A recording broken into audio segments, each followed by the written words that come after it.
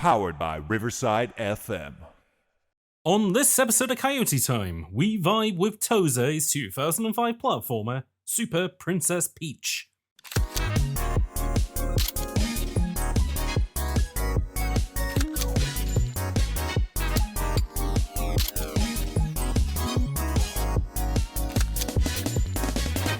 Okay, well... I'm gonna let you roll us in. Okay, welcome to probably the second episode of Coyote Time. Today, we are talking about Super Princess Peach, which came out in 2005 in Japan, the following year worldwide. And this is an interesting game because it's...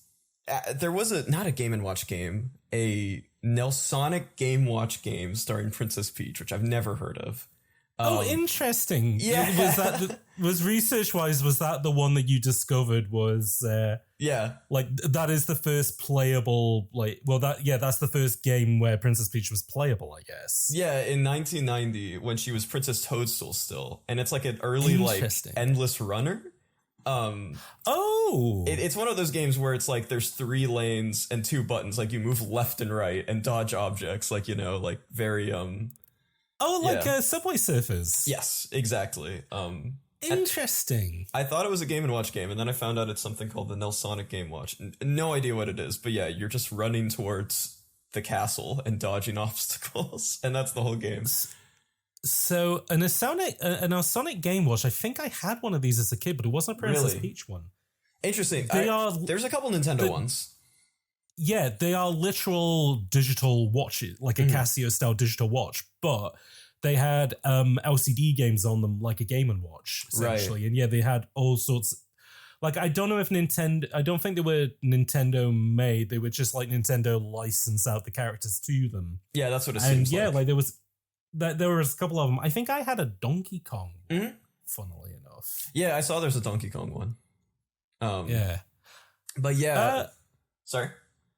No, go ahead. Yeah, well, that was in 1990, and then, it took 16 years for this game to come out. And I think the development history of this is kind of interesting, Basically, it's a platformer starring Princess Peach that was published by Nintendo, but not developed by them. And it came out on the DS again in 2006. And I don't know how to pronounce this developer. Tose? I don't know. It's Tose. I cannot find anything. Their name is Tose, which I thought was kind of an gotcha. They're a really interesting developer. Did you find out much about them?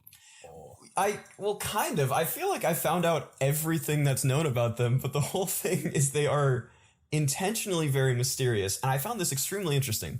They've been around for, a couple decades at this point, and they apparently, as of 2006, they released an interview when they were working on Princess Peach. I believe it's the last main interview they've done since, they haven't done anything since then. But at that point, they had worked on over 1,100 games, and to this day, less than 50 are known. Like, they're a ghost developer, and their policy is to be behind the scenes, not have any creative input, which kind of seems like an exercise in futility. But I mean, they don't credit the developers, the individual developers on the team, and they don't even credit themselves. Like, there's been a couple things extrapolated over the years. Like, apparently they work a lot with Bandai, Capcom, Square Enix, Nintendo recently. Apparently they co-developed Splatoon 2, WarioWare Get It Together. They did the Switch port for Breath of the Wild. They do a lot of ports too. But yeah, and they also have over 1,000 members at the studio, and it's just a really odd company. Basically, I found. Oh no! Yeah, I found out a couple of extra things about them as well, which is 1,000 employees, but they're split across 3 countries: Japan, China, and the United States, which are kind of the mega centers for games development, which makes sense. Yeah, they've been around since 1979, which is Nintendo kind of started to get into games development around that time, but obviously there's the kind of the arcade game that put them on the map was Donkey Kong in AC1.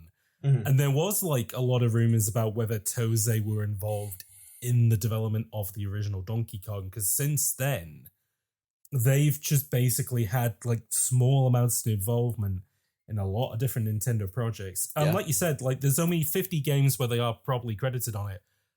For Nintendo, apart from obviously the Super Princess Peach, there's two games. Two game series that they're kind of best known for, which is in the United States, is the Game & Watch Gallery games, which were, funnily enough, talking about the Nelsonic Game Watch earlier. They were like conversions of LCD games to the Game Boy, basically. And, you know, they had this kind of interesting thing of you could play them like as they would have been originally shown off, like, and they do kind of fake LCD graphics where you see the after images and stuff like that. Or you could play them with kind of like modern graphics, well, modern for kind of the Game Boy and the Game Boy Color and Advance, where it starred like a lot of Mario characters. So like they are a developer that kind of knows how to play in that universe while also doing like quite nice sprite work, because obviously these Game & Watch games didn't have a ton of detail to them initially. So kind of part of the appeal of these Game Boy Color and Advance conversions is, oh, hey, look at, you know, how fancy we can make them because they are kind of static. Yeah. And then the other franchise that they're known for, and I don't know if you look much into this, Japanese series called, I don't know what the Japanese, I can't say it in Japanese, but the legendary Starfy. Yeah. Yeah. You play as a little guy. You play as a little star guy. It's interesting, like they co-developed or they co-own Starfy with Nintendo, and it is I don't entirely get it, but it's the only besides those Game & Watch games, the only games they are directly credited for, and they actually, you know, they want to receive credit for, and they like developed. And Starfy is like only the 5th game made it anywhere outside Japan, which that one's just called the Legendary Starfy. And I think it's just called the Legendary Starfy 5 in Japan. But it's a very, you know, it's on the DS, and it started on the Game Boy, I believe. But Game Boy Advance. Game Boy Advance, and it's just kind of a Kirby clone. It's pretty similar. Yeah. And you can also see the design of that a decent amount in Super Princess Peach. So it's not completely unsurprising that they made that game. But it's interesting. Were you going to say something? I mean, I was gonna say a little bit about Starfy, but no, finish your point about Princess Peach. I mean, we'll get into this later, but you know, Nintendo worked with them to, they developed Super Princess Peach entirely themselves, and again, one of the few games they are directly credited for. But the DNA of Starfy is very much there because they're both very, very young child oriented. They're very straightforward games. They're very simple platformers that kind of follow the wake of Kirby, and they both have these very cutesy art styles and very simple mechanics, and there's nothing too flashy about them or anything. That's all I had to say. It's just very the lineage makes sense there, but no, I totally agree with you. So before, so when I was doing research for this, as well as playing Princess Peach, I was kind of like, okay, what's their sort of past games? Like, you know, let's kind of pull at the roots a little bit. Because again, Tose, as we were saying, like, Tose is this really interesting developer insofar as, like, you're not really meant to know that they make games. Yeah. But it's really weird seeing their identity. Well, basically, I was like, okay, so what is the, like, you're a developer that makes you're a mercenary work for hire developer, but you have to have like some kind of like fingerprint to the work that you do. Yeah. And the thing that I found interesting about Starfy is like the main things that get carried over into Super Princess Peach is a lot of mini games. Yes. These guys love to break up platforming action with random mini games, which, knowing that they're the guys who make Game & Watch Gallery, suddenly that makes a lot of sense, because it's like, oh yeah, no, this is, you can kind of take your expertise from that of these very simple, break time, all you have to do is press the A button at certain times and maybe, wiggle back and forth, which is fine. Yeah. There's a lot of talking.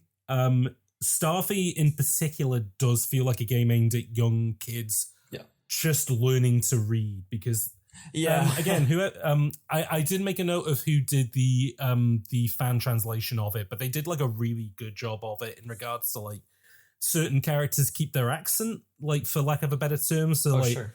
They use like shortenings and stuff like that.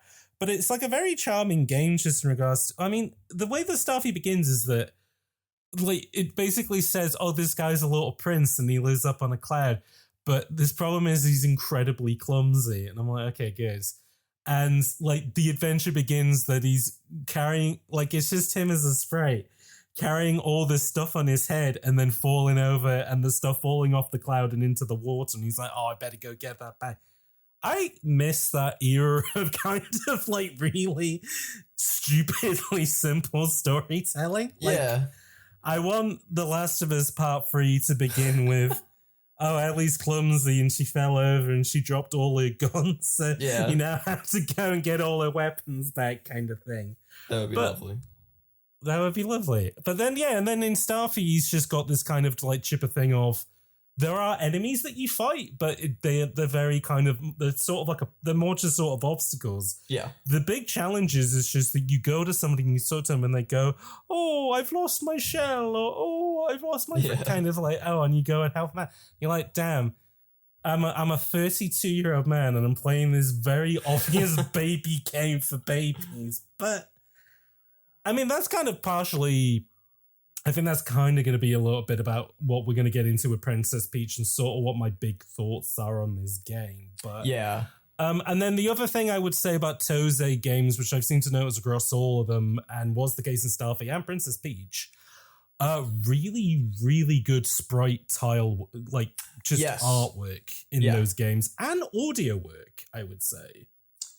They had a really, like, Starfy 1's really interesting because it's like, it had, like, I'm not sure how, like, familiar you are with it just because of obviously, time frames and stuff like that, but I really like the GBA sound because it's kind of got, like, it's a little bit SNES where it was very sample heavy and, sampling instruments and sequencing them. Yeah. But just kind of a little bit more modern and fresher. And the thing that's really interesting about Starfy, because it's like a early GBA game, is that a lot of the sound effects and a lot of like even sort of some of the sound samples are ripped from the Game Boy Color.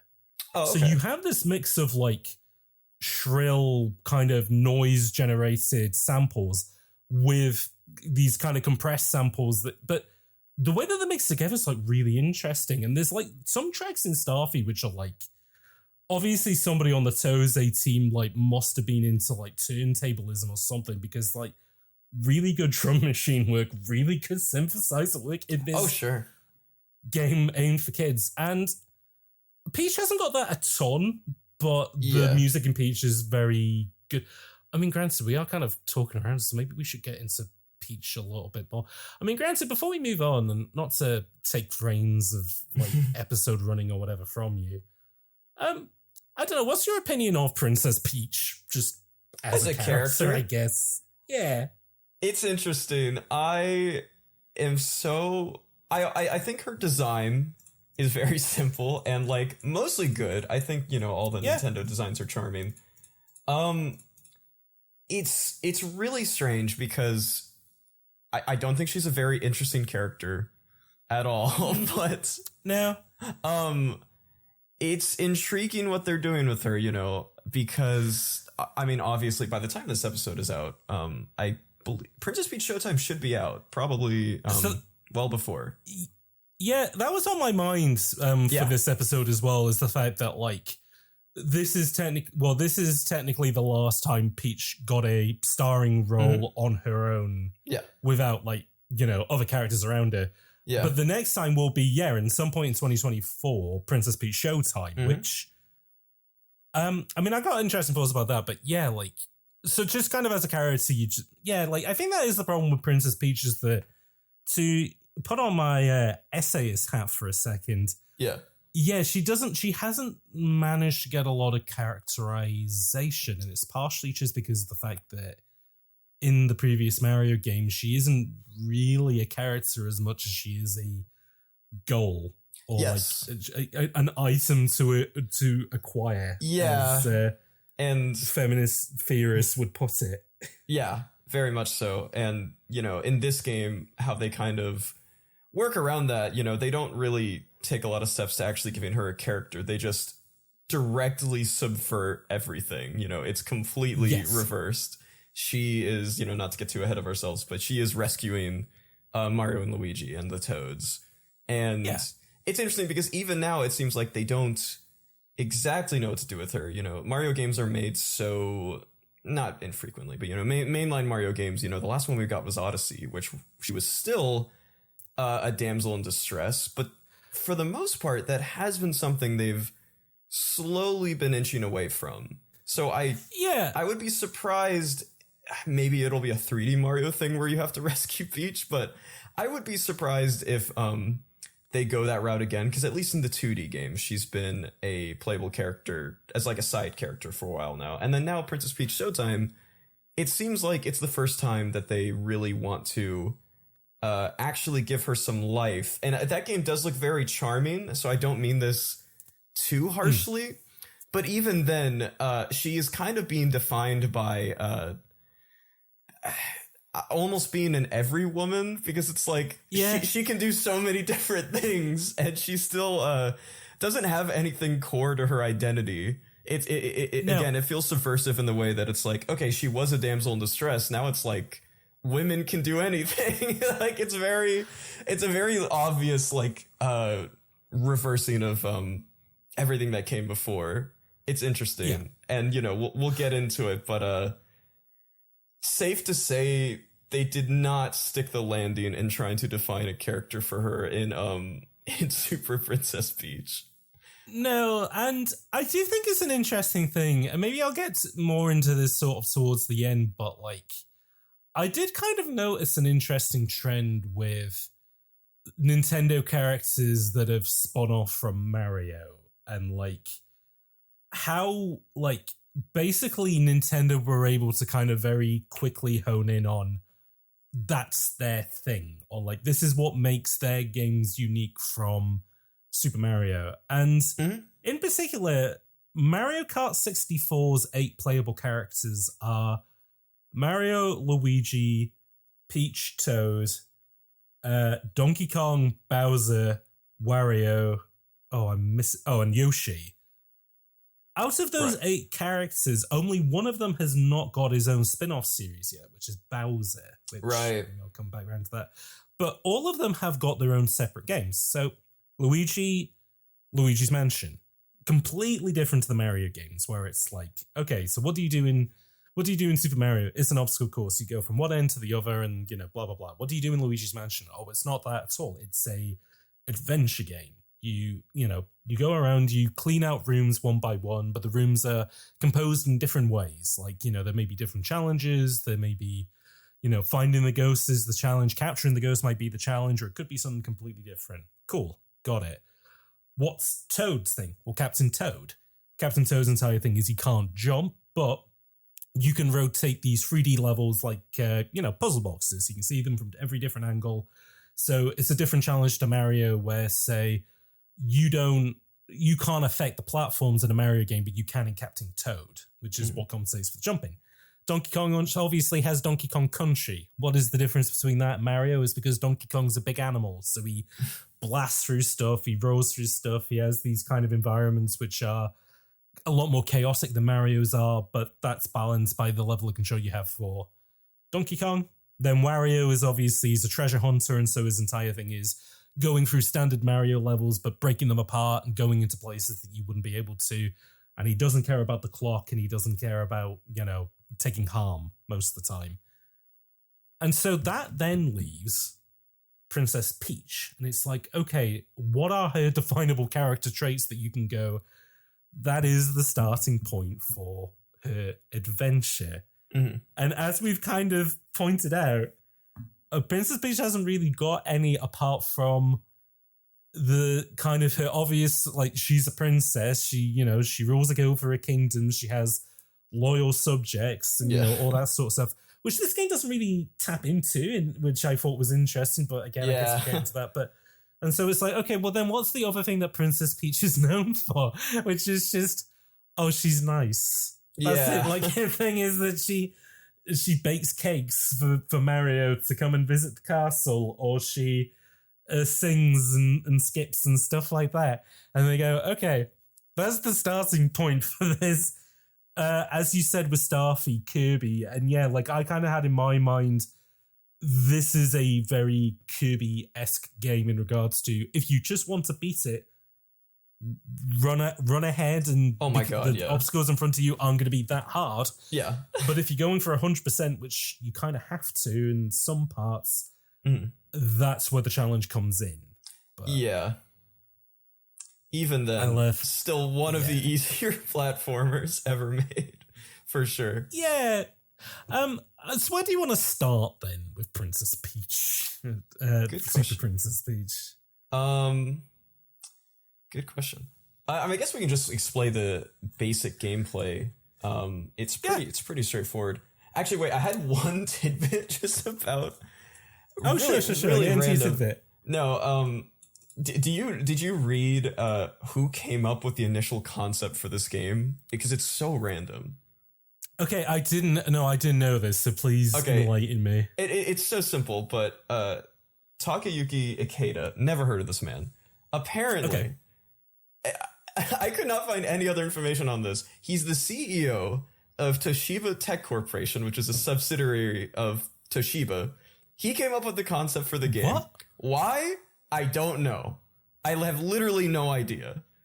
It's just... It's really bizarre. This game is just so strange. Everything about this development. So was this Toshiba? Because I think Nintendo have collaborated with Toshiba on some hardware stuff. But what, he was just in the room with Nintendo like producers and said, I guess you guys should make a Princess Peach game, I guess. I don't know. I literally could not find any other information about this. And it's so bizarre. Weird. Yeah.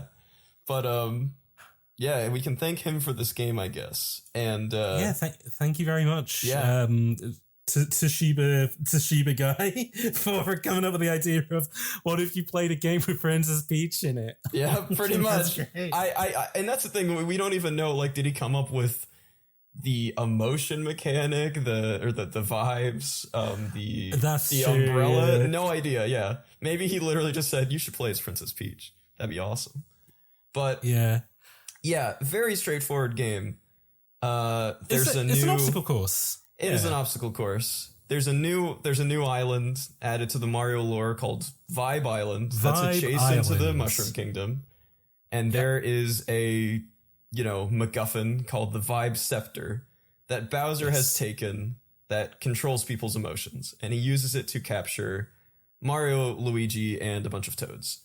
And so Princess Peach has to rescue them on Vibe Island and get the scepter back and all that. And very, very simple plot. Doesn't get more complex than that, very Mario. And yeah, the levels are extremely simple.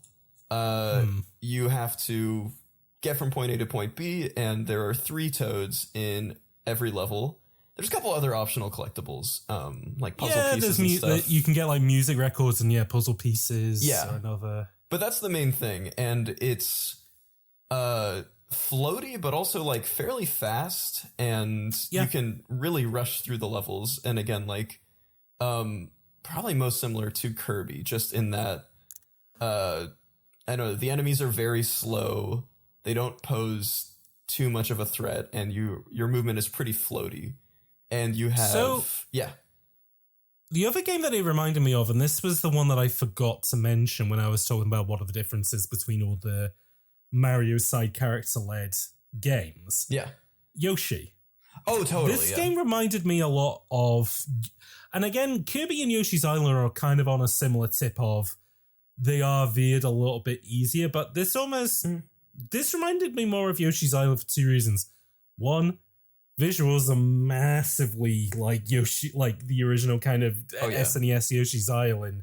But also just the fact that, and again, this might be on my mind because at least to when this podcast was recorded, a Game Maker's Toolkit video where he talks about how the Nintendo designers kind of have this, how they basically let players affect their own difficulty. Doing it like how do they let you choose your own difficulty without giving you an actual difficulty selector? And the main thing seems to be, well, if you stick to the golden path, like as if you just want to go from one end of the level to the other, that is the easiest way to play the game.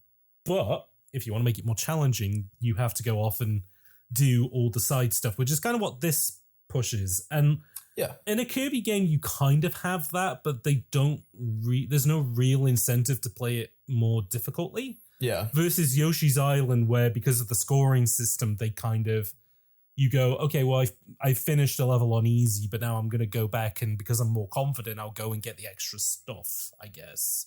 Yeah. Yeah, this very much has that. Yeah. It's interesting. Like, I just... It's kind of, as you said, like, it is a very simple platformer, even when you do factor in going off the beaten path and, like, looking for stuff. Yeah. And, I mean, I do kind of feel... Well, I guess, I mean, maybe this might be maybe I'll tap into my thesis now then, which is that it's a game starring Princess Peach. It's for the Nintendo DS. It's kind of like, it's very colorful. It's very kind of gentle. I am not the target audience for Super Princess Peach. Yeah. And in any way, shape, or form. I'm going to quickly, I hope you don't mind, I'm going to quickly skip ahead in my notes to... So when I was doing research for this game, I decided to go, okay, what were other people saying about this game at the time? Like, okay, what in the review sphere, what was the general thing? So Kevin Cortez, writing for Nintendo Life when this game came out, if you're looking for a game to get you more hyped up for new Super Mario Bros., I suggest looking further. This game is too different from the style of old school Mario Bros. Games. However, if you are just looking for a solid DS game to play, I would recommend checking this title out. Which, again, is kind of like, it's the cursor comparison thing of, well, I don't like Princess Peach, but it's because it's not for me. I would rather the thing that I'm used to, which is new Super Mario Bros. Craig Harris for IGN said a similar thing, which is, this is the magical time of when, games writing in the early 2000s. When Super Princess Peach arrived at the IGN offices, the box it came in literally permeated the air with an overwhelmingly flowery peach scent. Call it a clue to where Nintendo is targeting its new platformer. Though the final release game won't be covered in perfume, it should be clear to you just what title you're getting into. A Mario-style game that's more likely than not aimed at a more feminine and less hardcore girl audience. It might not quite reach Nintendo's A game, but it definitely exceeds the expectations that people might give for a girly product such as this.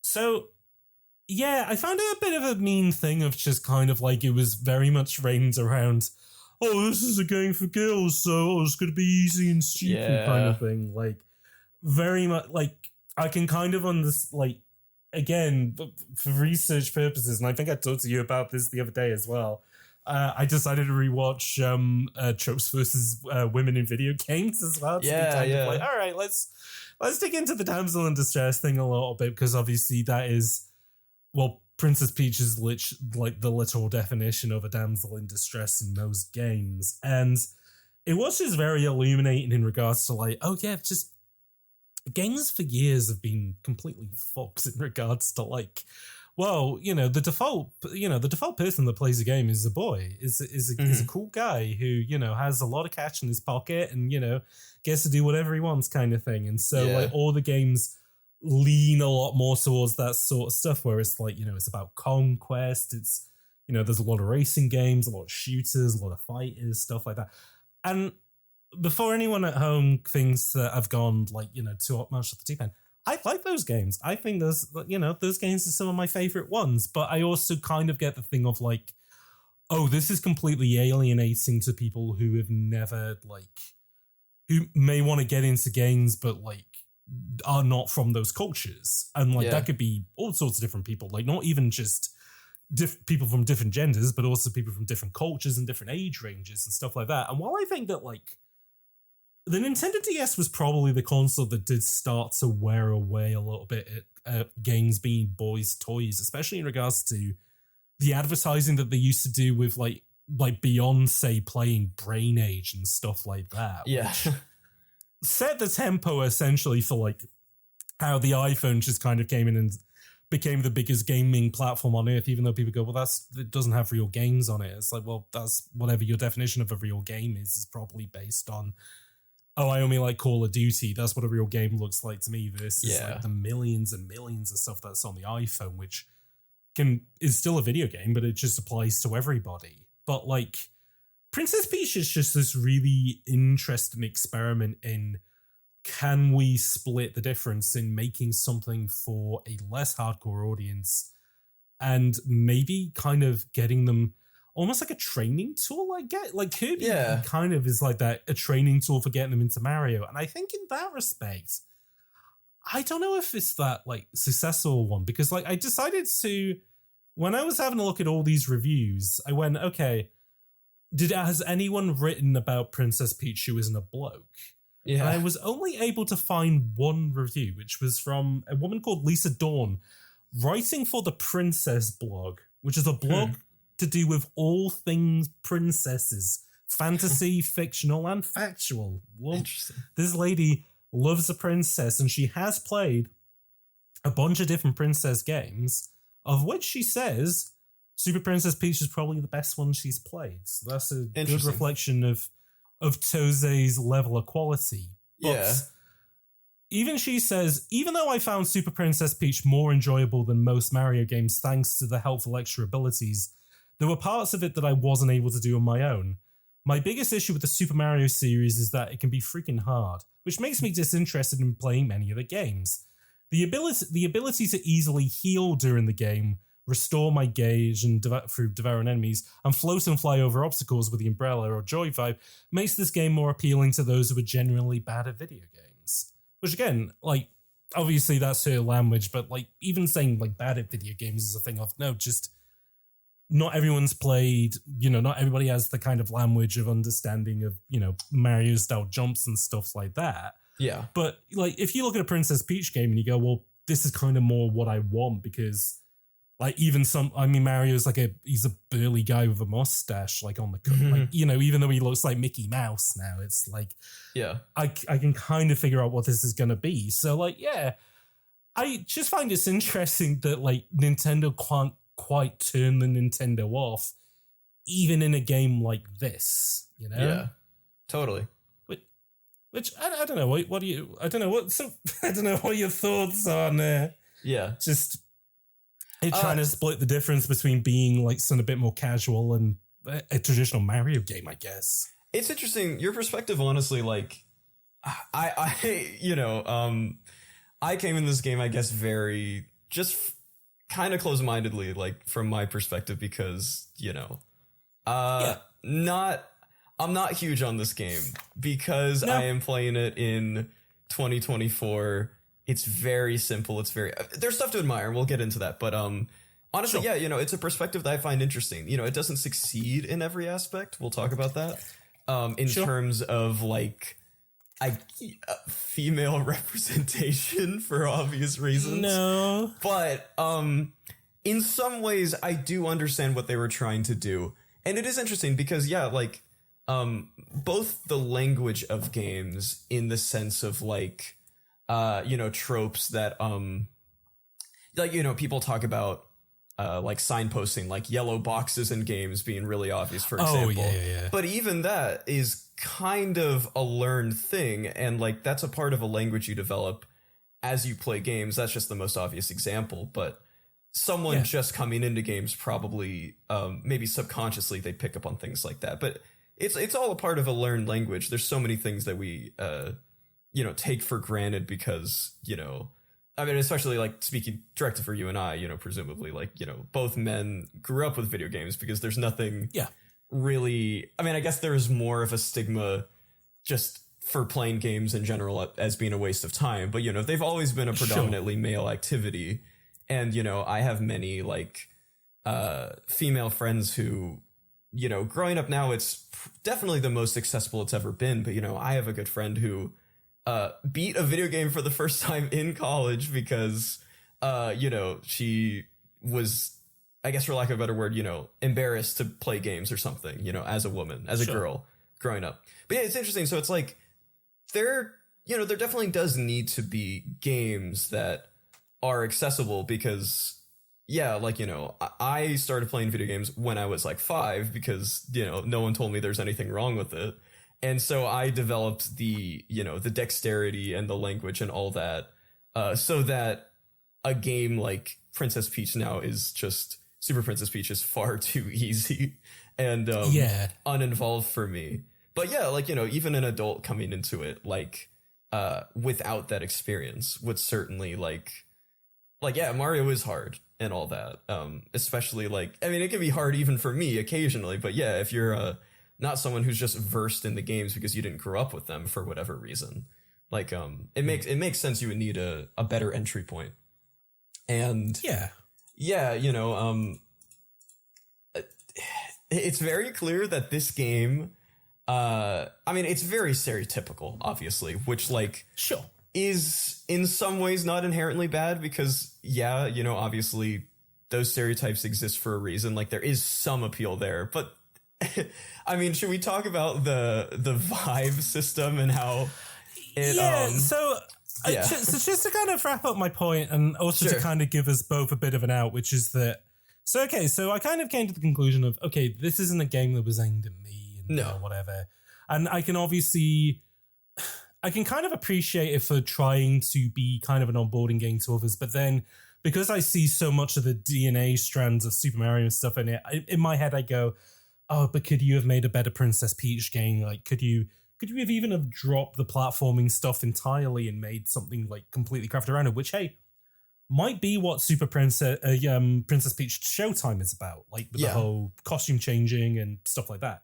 But then I thought, well, we're doing this podcast. It's called Coyote Time. It's you and I. We've self-appointed ourselves as the gatekeepers, for lack of a better term, of the games that we're talking about. And so it's like, okay, well, people have come to us and they want to hear our opinion about this. So I got to get to the bedrock of, okay, so what are the things that I want to talk about with Super Princess Peach? Yeah. And the control scheme of it, I think, is interesting, which ties very much into the vibe system. And the vibe system I find interesting as well as, okay, Wario is like Mario, except he has a forward shoulder barge, which allows him to, it gives him a horizontal attack, but it also lets him destroy bits of the environment.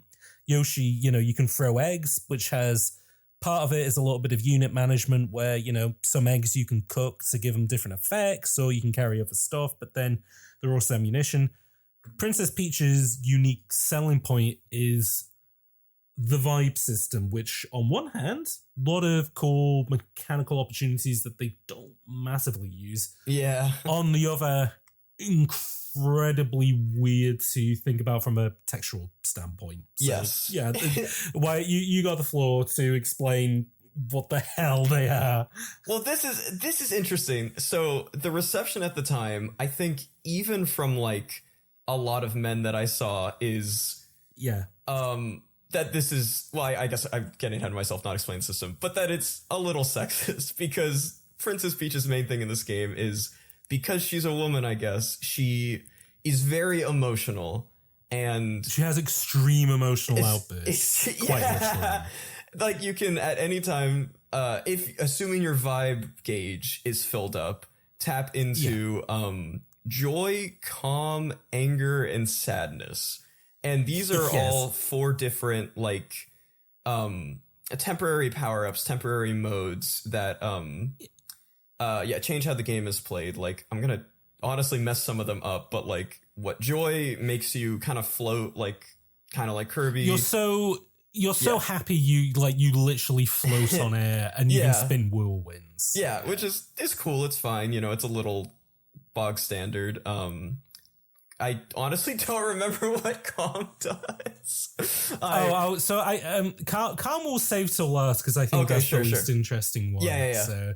Anger, you catch on fire and stomp around and you become much more powerful and you can break things in your path. You can also, any wooden object gets set alight by a fiery aura, yes, which they make a point of. Yeah. And what's the other one? Sadness. Yeah. You just start crying. Just buckets of tears falling from your eyes. And it's honestly like not dissimilar to anger, funny enough, because you can also just kind of tear through enemies with that. But so sadness makes you move quicker, but it's also used to because you're a source of water. Again, this game is like Deus Ex. It's an immersive sim. Not only it's like Breath of the Wild. Not only is the wood reactive to fire, but you can use the water to grow plants. Yep. So from the sadness of your tears, new life is born within the vault of Super Princess Peach. Which is so calm. Basically, you just use it to refill your health. Right.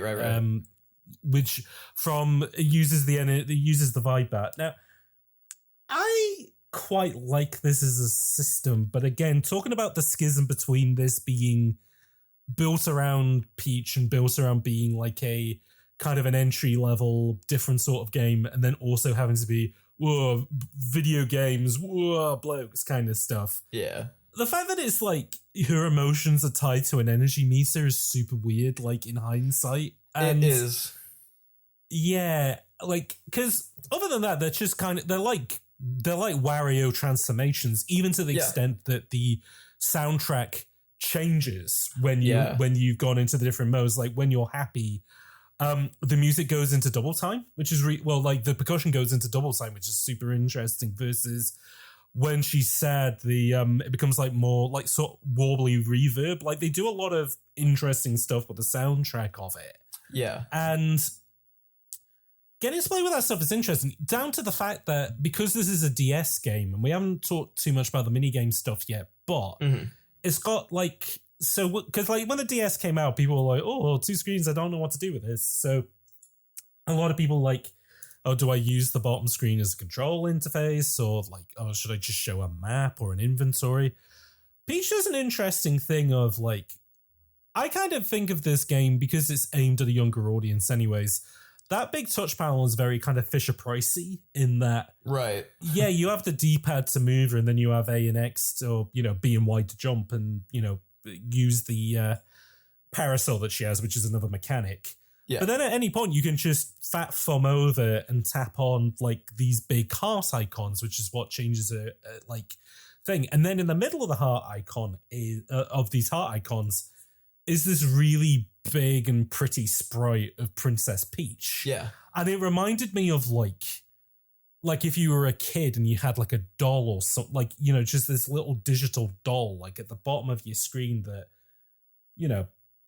I think she does even change her reactions and stuff based on what's happening in the game. She does, yeah. I want to even say when she loses health, like the doll becomes more distraught, where it's like, oh shit, like I really need to like, which Starfy has that as well, but it does it in a really interesting way, which is that you have Kirby style health, but you have a little smiley meter, and the more health you lose, like the sadder the smiley gets. It's like, oh fuck, I need to fix this immediately. I need to make this guy chipper again. Yeah. And so like Tose are very much just like they're completely in the mind space of like, oh yeah, this is aimed at like at a younger audience, and so like having those kind of emotional feedbacks is like really important as kind of a tool of, hey, you might not understand what a heart system is, but you can tell by somebody's emotions like how they're currently feeling, whether that's good or bad, Yeah, for sure. I really love the bottom touchscreen just being this big button pad. Like, it's not quite to the complexity or like sophistication of something like Wario, where you can have like, sometimes it's something you have to rotate or slide, or, like an iPhone now has so many like gestural inputs. Mm-hmm. This is literally just big stupid buttons. But again, in a game like this, where it's like, you know, you're using your thumbs and whatever, and you're tapping over.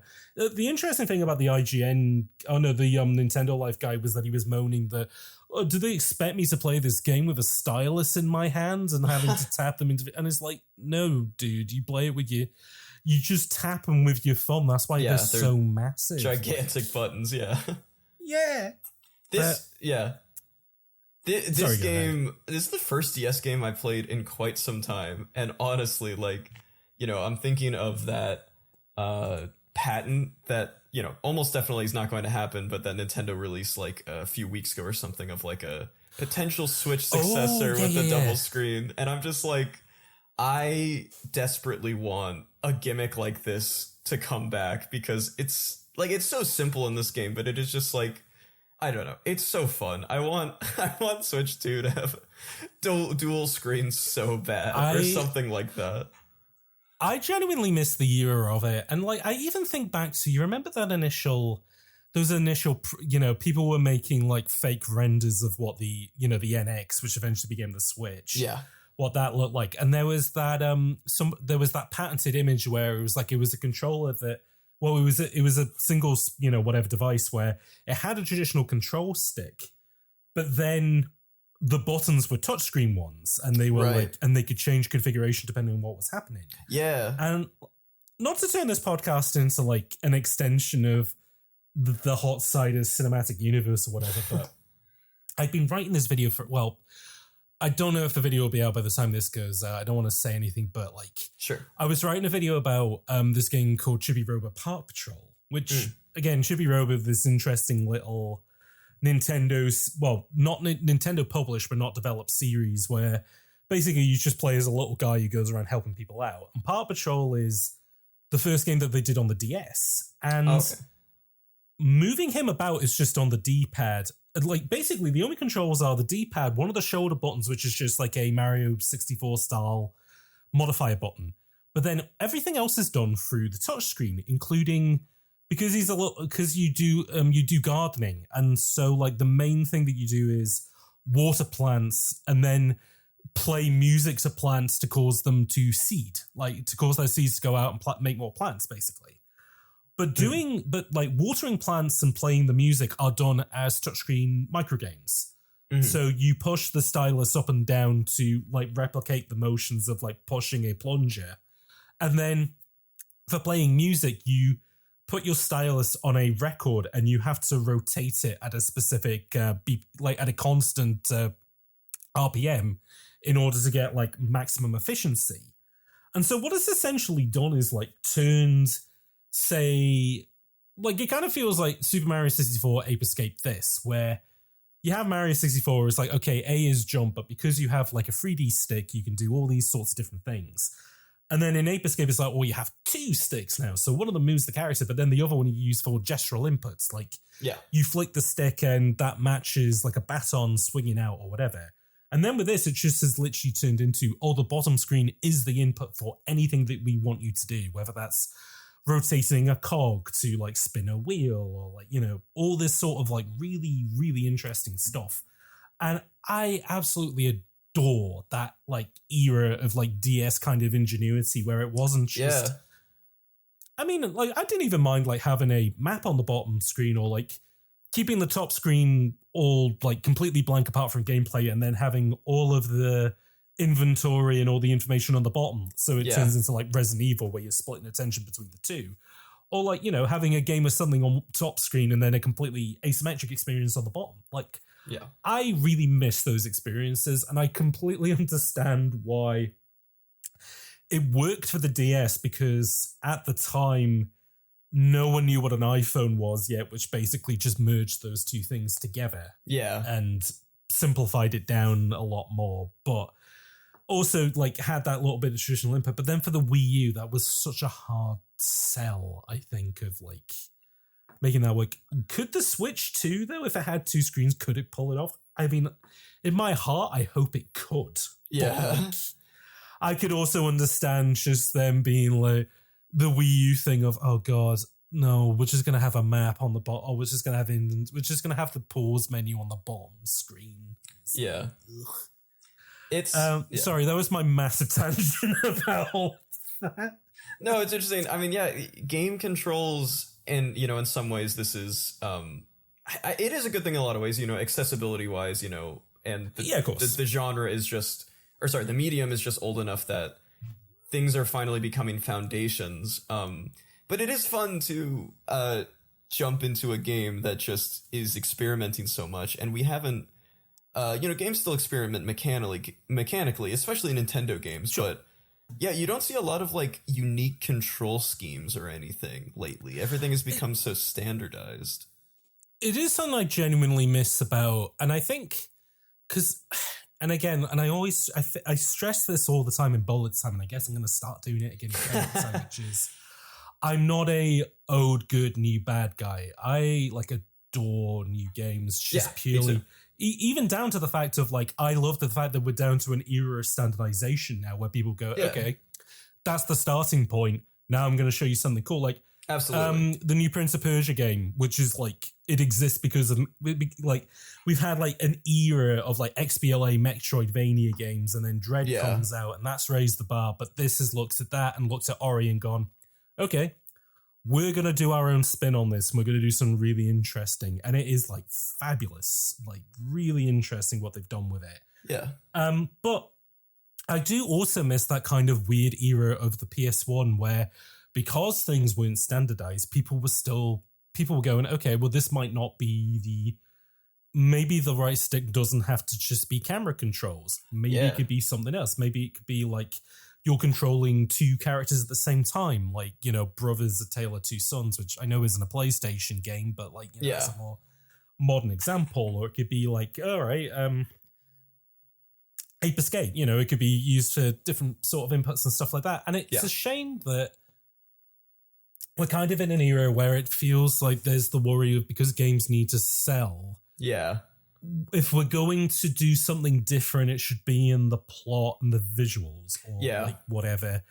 We're going to use a game, or kind of Tunic and Fez kind of do this, where it's we're going to use a gameplay that you're expecting, and then we're going to flip it, and that's going to be we're going to dust till dawn it, where you think it's going to be one thing and then it's going to become another thing. Which again, I really like games like those. I think always a really impressive trick when it happens, but of course. Yeah, we haven't seen a ton of stuff that goes, well, maybe the mouse doesn't have to be camera controlled. Maybe the mouse can be something else, Yeah. And that really is, Yes. The last few years have just been full of iterative design. And I totally agree. That is great. I love, in a lot of ways, I do like standardization, and I love iterative design. I love quality of life. Mm-hmm. But yeah, and don't want to put this squarely on Nintendo's shoulders, but I mean, they are probably the best at that. They have the most opportunities to that because they're the ones that still experiment the most with their platforms, and they have a chance to do something very interesting with the successor to the Switch, which who knows, because I'm starting to believe it's never gonna come out. But I hope that I feel like still they might play it safe for the first time in a long time and just do a straightforward successor that's more powerful.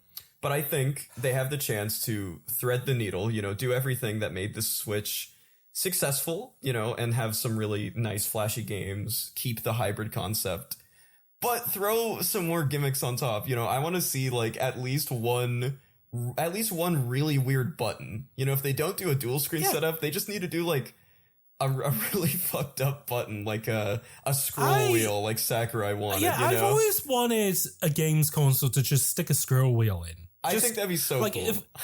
It feels like the last kind of weird innovation that everybody kind of readily accepted was gyro. Yeah. Every controller apart from the Xbox one, which according to rumors might not be for much longer, uses gyro. But now that has become standardized because it's you use gyro for camera control and FPS games and stuff. Yeah. Can we not do gyro? Can we not do something more interesting with that? Like Astru's Playroom uses gyro in lots of different ways. Oh my gosh. I think the biggest shame with the Switch was, and again, if anybody wants a 1 million view YouTube video idea, The IR blaster. I feel like apart from Labo, that did not get any, like, no one ever figured out anything interesting to do with it, which I think is such a shame. Like, I'm not going to like sit in a room and go, oh yeah, you could make an FPS game better with an IR blaster. I mean, I don't know, but like, it feels like there was like a lot of different opportunities on the table that they didn't use, and then when they made the Switch Lite, they cut out the IR blaster, and I think the Lite is going to be an interesting thing in regards to, oh, this is maybe Nintendo's direction now of not so much making the hardware more graphically impressive, although I guess that is going to be the point of the Switch too. Yeah. Like, it's just, come to us because we have the franchises. Like, we'll do something interesting in the next Mario game, but it's going to control like a Mario game that you've recognized, like Bowser's Fury plays like Odyssey. You know? Tears of the Kingdom plays like Breath of the Wild, which, you know. Which I guess maybe made me appreciate Princess Peach to an extent of, I haven't played a DS game in a while, and cool that's what they did with the touchscreen, is that they basically used it to add more buttons, nice big reactive buttons, I guess. No, there's something really charming about it, going back to it. I mean, also the pixel art. I mean, like, games just don't have pixel art nowadays, and it's really cool to see. I mean, well, it's not pixel art, but sprite art. I mean, Sprites and tiles being the background stuff, sprites being the characters, but Tose are like I was genuinely really impressed by Starfy on the GBA, and then even looking at their Game & Watch gallery stuff on the Game Boy Color, going, no, they're like really good at like really nice looking sprite art, and again, like this I think is peak. And the thing that I really appreciated was that they used the dual screen setup very storybooky. I like how, and again, like, it's carrying on from Starfy, as in it's like, Vibe Island, and Bowser's made a new holiday home there, and he's up to no good kind of thing.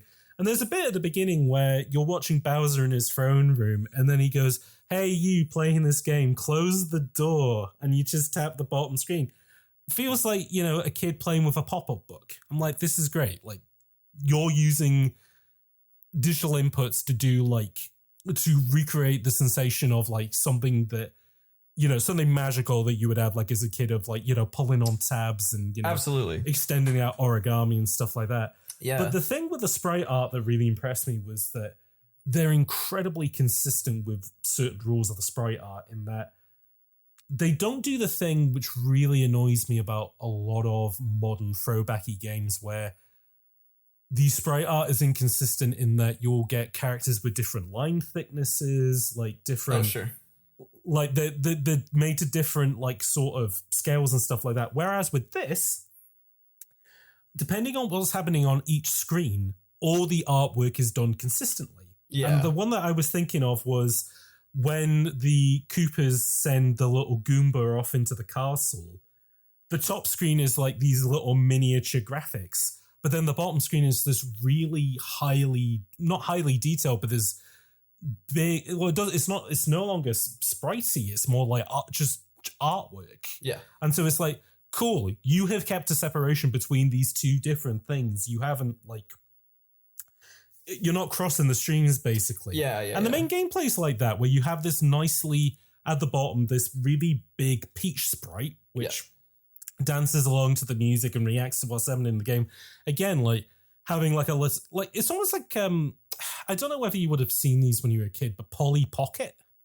Yeah, I'm familiar. It's like Polly Pocket, where the thing was that like, it's a love heart shape, but then you open it up and look, it's like a little it's a little mansion in there and stuff like that. But yeah, like at the top is the Polly Pocket stuff, and then at the bottom is like your little play doll, where it's like, look, her in the game is you. There's the connection between these two different things, and the fact that they're able to achieve that with sprite art, I was like, no, this is the work of a quality like developer, which again, they were founded in 1979. They have been at this as long as like Nintendo has. Yeah. They have put out as many games as Nintendo has, Yeah, and they're genuinely like legends in the industry that no one knows about. It's wild. Yeah. And in this game, which for all intents and purposes, wasn't really my cup of tea. I can look at this as like, no, this is quality products. Like, yeah, definitely. You know, it's interesting. Like, you know, you're talking about how toy-like it is, and it really is, and it you know harkens back to like being a kid and just exploring with a toy in such a fun way. And of course, Nintendo didn't develop this game again. You know, Tose did, but Nintendo's games today are. The games themselves are like more toy-like than they've ever been in a lot of ways. Oh, 10,000%. Yeah, like, I mean, they're leaning, especially with, you know, again, I'm super curious to see what they do in the future with more powerful hardware, because they've seemed to have really nailed their aesthetic, and they've gotten so good with working with what they have.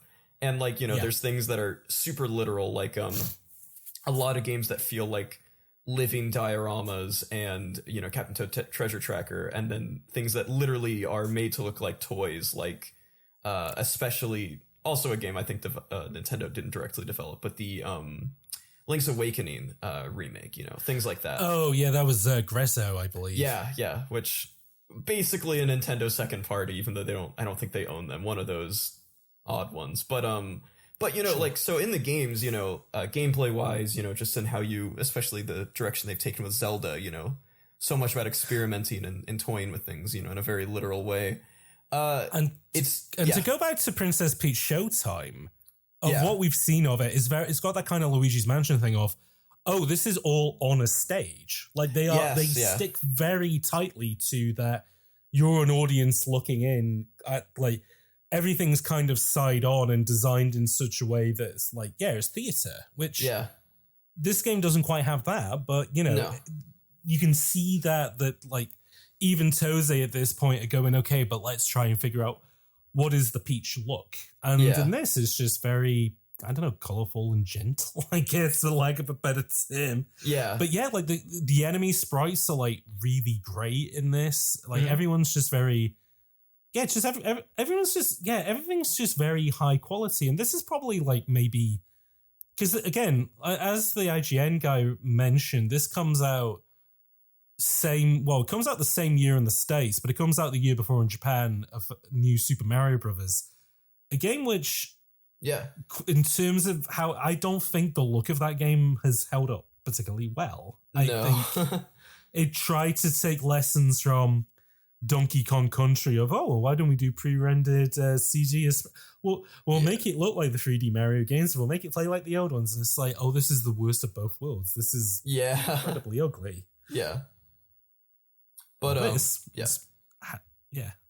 stands up. Definitely. Yeah, only thing I was going to add earlier is like this game, the thing that's missing from modern Nintendo is, again, it taps into just being on the DS, like, being toy-like outside the game too, like with the hardware, because you don't have anything to fiddle around with now, and just simply the touchscreen is so. I mean, well, we both played this on an emulator, I believe, which is not ideal, but I don't know how you would crack, DS emulation, make it really good. Maybe if you had a touchscreen, I guess, as well, but still, you know. The real tactility is there in a way that's like really missing today, and it's very charming. And the art is far and away the best part of the game. I agree with you on Starfy, but I'm honestly not near as charmed by the sound in this game. No, neither am I. The music in this game is very not rote, because that makes it sound like they didn't put any effort.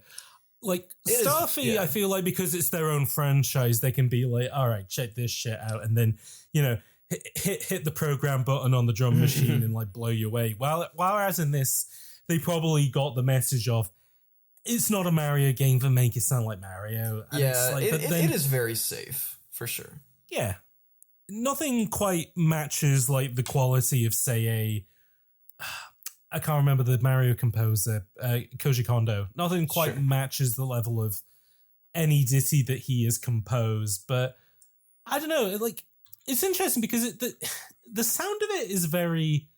I feel like there was an era of Mario from about 2002 to 2006 where they kind of went for a weird sort of steel drum beach sound for a lot of their games, which Yeah.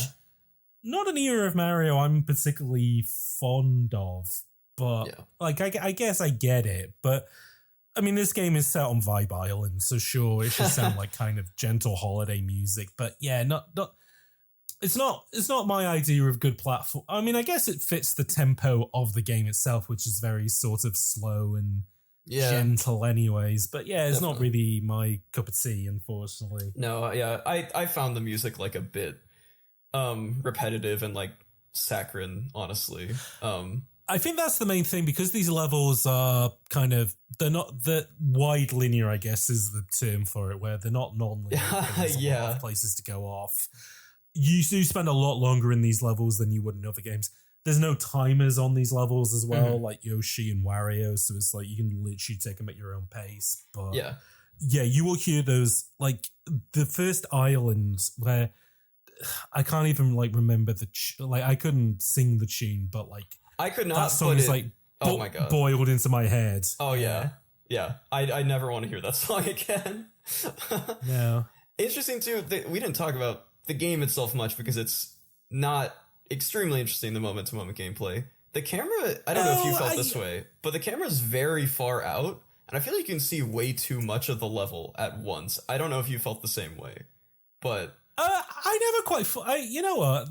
That's an interesting observation, because Starfy was the camera was very punched in almost a bit of a claustrophobic way.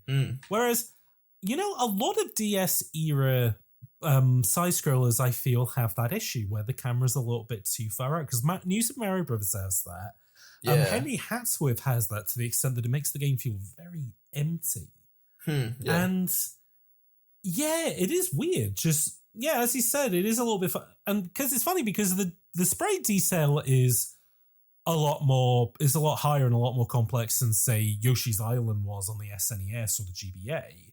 Yeah. But yeah, no, it is a little bit too far out, which does give the levels like a bit of a feeling of, yeah, it's got that new Super Mario Bros. Wii problem of it just feels a little bit too empty because the camera is a bit too far back. Whereas if they punched it in a little bit, it might have been a bit more, it would have felt a little bit fuller. But then I wonder whether there was not accessibility, but I wonder whether there was part of the difficulty tuning was, people need to see a threat coming from, 500 pixels away or something like Definitely, that. Definitely, yeah. I assume it was maybe like a bit of over-engineering on that part, you could say.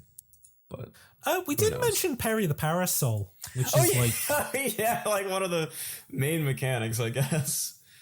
So Princess Peach doesn't say anything in this game apart from in the introductory cutscene. Oh, and we haven't talked about minigames either. Oh, we'll get to the minigames in a second. I just want to quickly...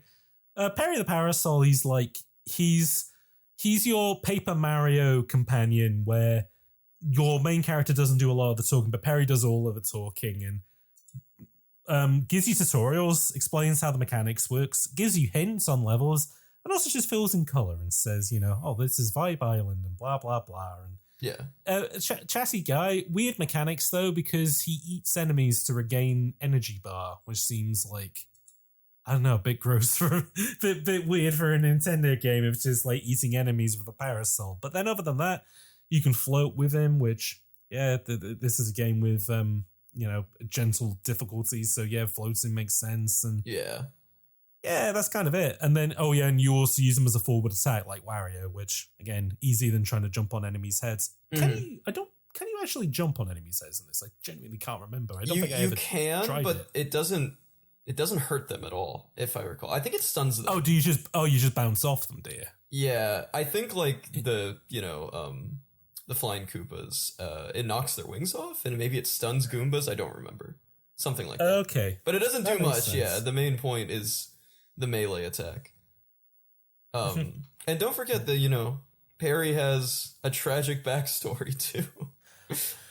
That's true. I forgot that Perry had a tragic backstory. Yeah, I also I don't know if this is a taboo to say, but I did not finish the game myself. I didn't finish the game either. I got as far as I wanted to, and then I watched the ending on YouTube. I will say I did dip out at a good time though, because I did the final minigame where it's like you're floating into the castle, and it's kind of like well, basically you're just constantly falling, and then you use like wind currents to push what's her face, Princess Peach, back and forth. Yeah. And so it's a bit like a and what do they call them, like a buzzer maze, where you have like you have to get the metal hoop to the end without it getting hit. Basically it's like one of those things. Yeah. A lot of mini games in this, and they're all quite cute. There's one where you roll a log up a tree branch, and you have to stop Peach from getting like poked by like vines and stuff like that.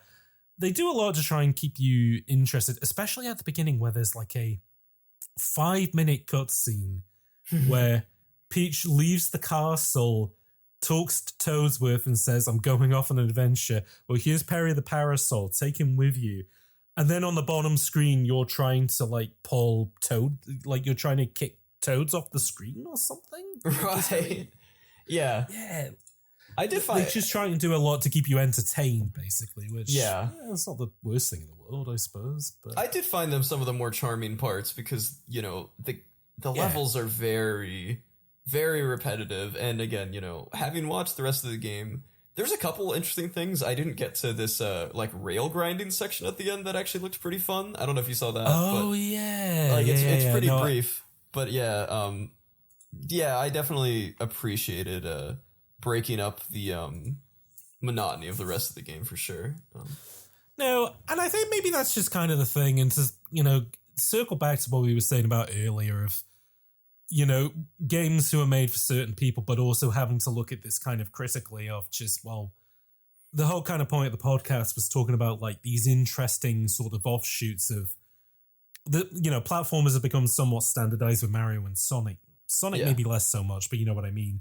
So looking at the sort of offshoots of all these different ones and how they play with their control schemes and stuff like that. And I can appreciate a lot of what Princess Peach was doing, but then part of me was also like, this needed to be a little bit tighter and shorter, I suppose. Oh, God, yeah. Definitely. Like, it did need to be harder. Like, I think that's like, in my mind, like, I don't want to make any suggestion. Well, I mean, not that I'm making suggestions for this game. It's a game that exists, and I'm not going to make it again. Yeah. But in my mind, I'm like, I don't want to make any suggestions that would make it more difficult for the person that this is kind of aimed at. But then I also don't want to insult them by saying, "Oh, well, you're not good at video games. We put it on baby mode," kind of thing. Yeah. You know, there's a fine balance to be struck, and Nintendo, like this came out, 2005. So this game is nearly 20 years old. Yeah. And in those 20 years, Nintendo have become a lot better at, and Tose and Nintendo have become a lot better at making video games. And I feel like could easily split, you know, down the middle of stuff like that. I mean, I kind of think of like Mario Wonder kind of being an interesting example of that, of just like giving you the option of, hey, you can play a Mario game or play with Nabbit and don't worry, just have a nice, you know, have a chill time, basically. Yeah. And I wonder, like, with a Princess Peach game, it's kind of like, you know, again, maybe Princess Peach Showtime might be an example of that, of, hey, maybe we don't have to make a traditional platformer. We could do something more fitting of a character, I suppose, which, you know, in the long run might be a better thing, which leaves in an interesting place of, well, people who like Princess Peach as a character, they don't get to have platform games. It's like, oh no, I'm not really saying that, but I am thinking like, you know, with like in the case of like Wario, Donkey Kong, and Yoshi, they're all built on the skeleton of Super Mario Brothers, but have all kind of gone and figured out their own interesting tones of stuff.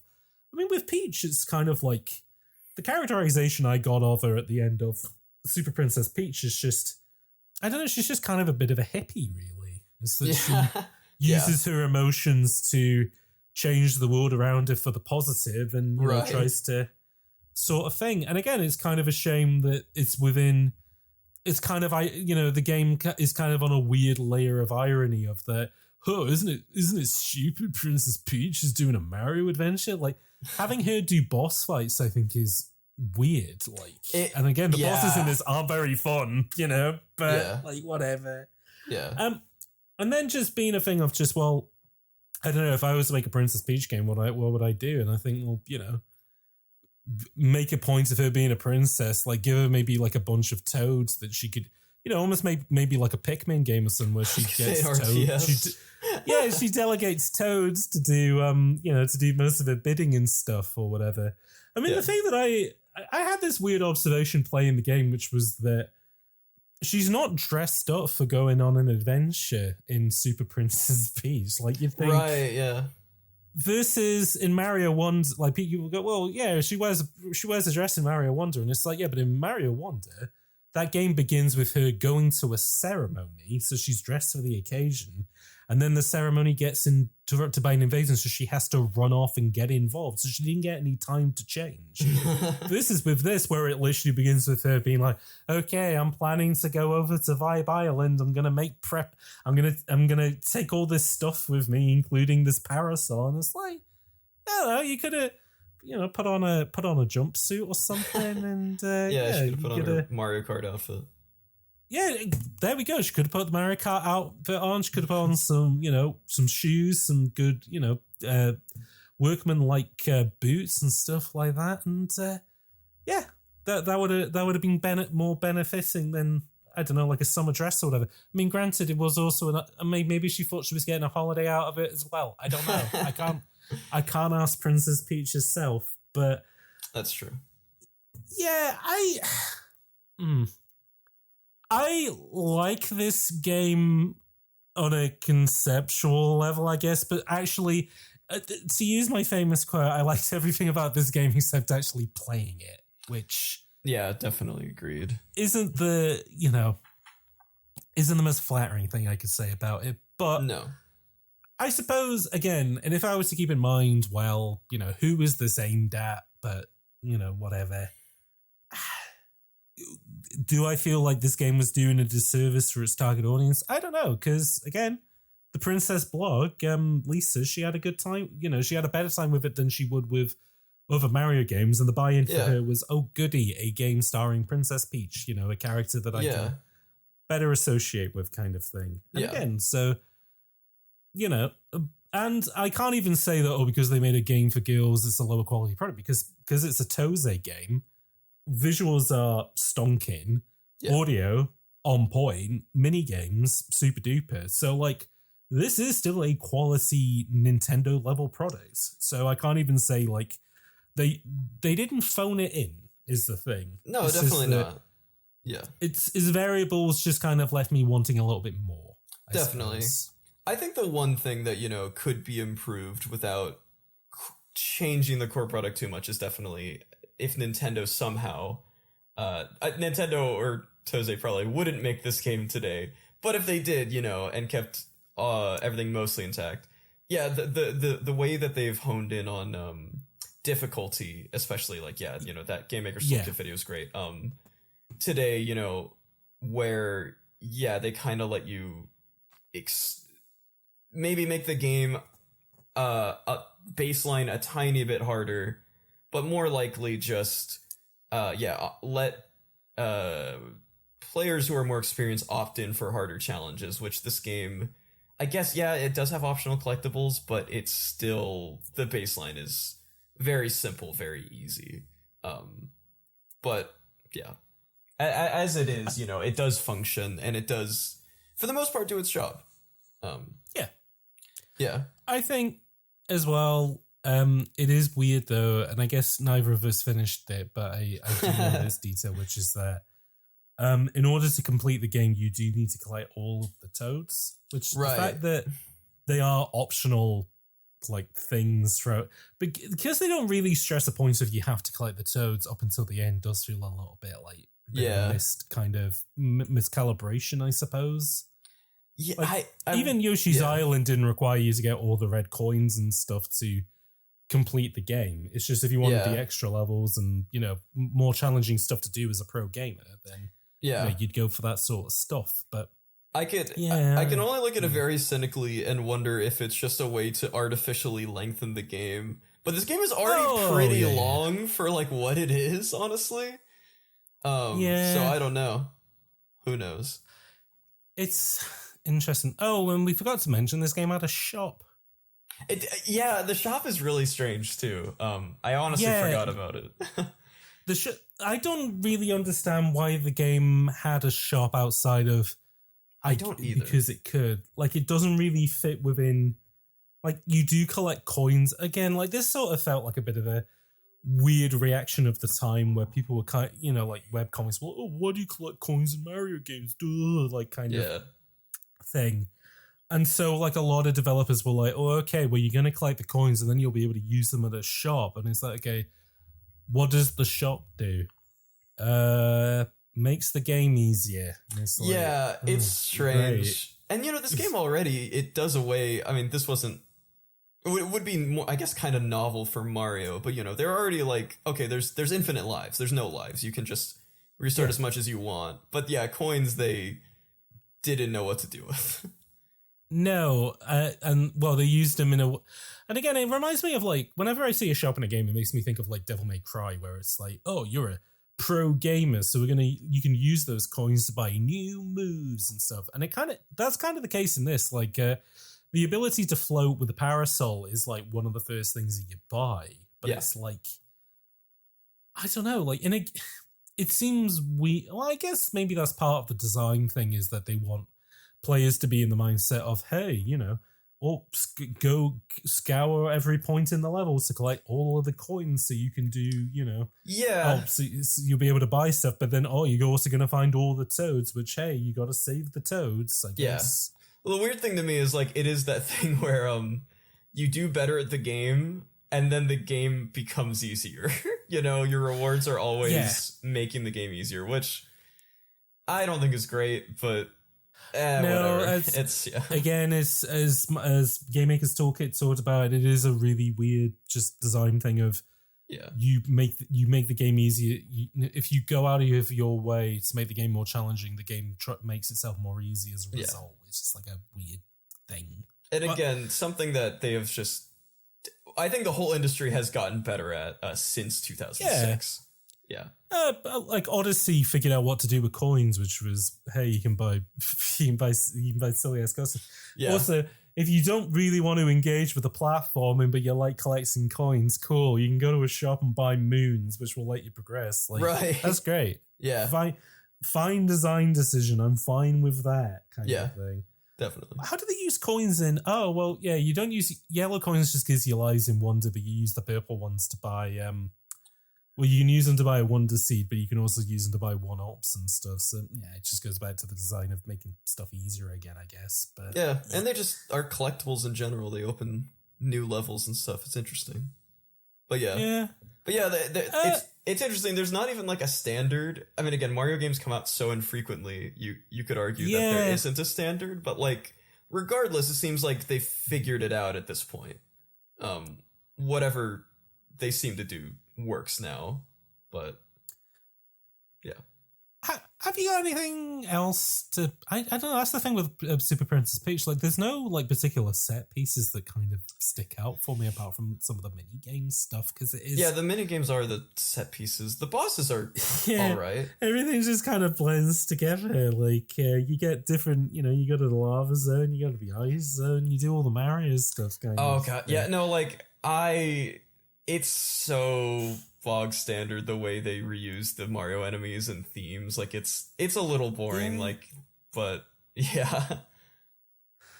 It's yeah, I mean that is the thing. I guess if this was your entry game into the Mario universe, then fair enough. I mean, I guess this was an issue with Nintendo at the time. Like I think New Super Mario Brothers was like kind of the example of is this it? Like and I understand why they made it because like they made 64 and Sunshine and they were like, oh, these don't sell as well as our 2D games. Should we go back to the well and figure that out? Yeah. They make New Super Mario Brothers, which, it's quote unquote 3D, but it is the Mario you remember. And boom, it's like one of the best selling games in the series. And they go, oh hell, I guess this is kind of what people want, huh? Like even the touch, like it doesn't even use the bottom screen. Is literally just there for just shows you your coin count and stuff. Right. And it's like this is stupid. Like, can you not see anything more exciting? But, yeah. And I guess I'm glad we're kind of out of that era of Nintendo now, where they've remembered, oh yeah, we can make interesting, 2D Mario games again. We don't have to just do new Super Mario Bros. We can move on from that. Thank goodness. Yeah. And I don't know, like, I guess to kind of maybe wrap things up a little bit on Princess Peach, like, in a perfect world, I don't know, like, I suppose, I guess I'm kind of interested in seeing what they do with Showtime, even though, again, I know that's a game that's kind of, I mean, I think that game might have a bit of a broader audience than Super Princess Peach did, and I think that's also just down to the fact that gamers are a lot more diverse in their taste now than they were in 2006. Like, all those IGN guys, they're long gone. Now we have a lot more cool people writing about games and stuff. But just, I don't know, I'm happy to give it a go, because I'm just kind of interested in going, okay, like, what's the unique twist that you found by having Princess Peach as the lead in this game? And the whole costume change stuff. But yeah, I don't know, like, in your mind, like, what could they have done to improve Super Princess Peach in your eyes? I mean, it's funny because I didn't really ask this question when we talked about Crash to Insanity. Well, I mean, I guess the thing that we just kind of came to was it was a good game, but a bit rushed and a bit buggy. Yeah. This is like the opposite. This game wasn't rushed. This game is absolutely not buggy, but it's like, I don't know. It's just kind of, it's not charmless at all. It's great, but it is polished to the point of just being very, very safe. Yeah, toothless. Yeah. That is a good question. I don't know, and I almost want to be really mean and say the best thing they could have done is made a different game. Because Princess Peach Showtime does seem like an infinitely more interesting direction. My worry with that game is that it might be, because Nintendo generally excels at all ages. It looks maybe like it might be too kiddie for me, but it definitely doesn't look too like girly in a way that I'm not interested in. But no, which might be an interest. Yeah, that might be like the opposite problem, because again, they made this sort of weird, like, entry-level Super Mario Bros. Game for people who may never play one, starring, and then also had, like, a bunch of, like, weird princess...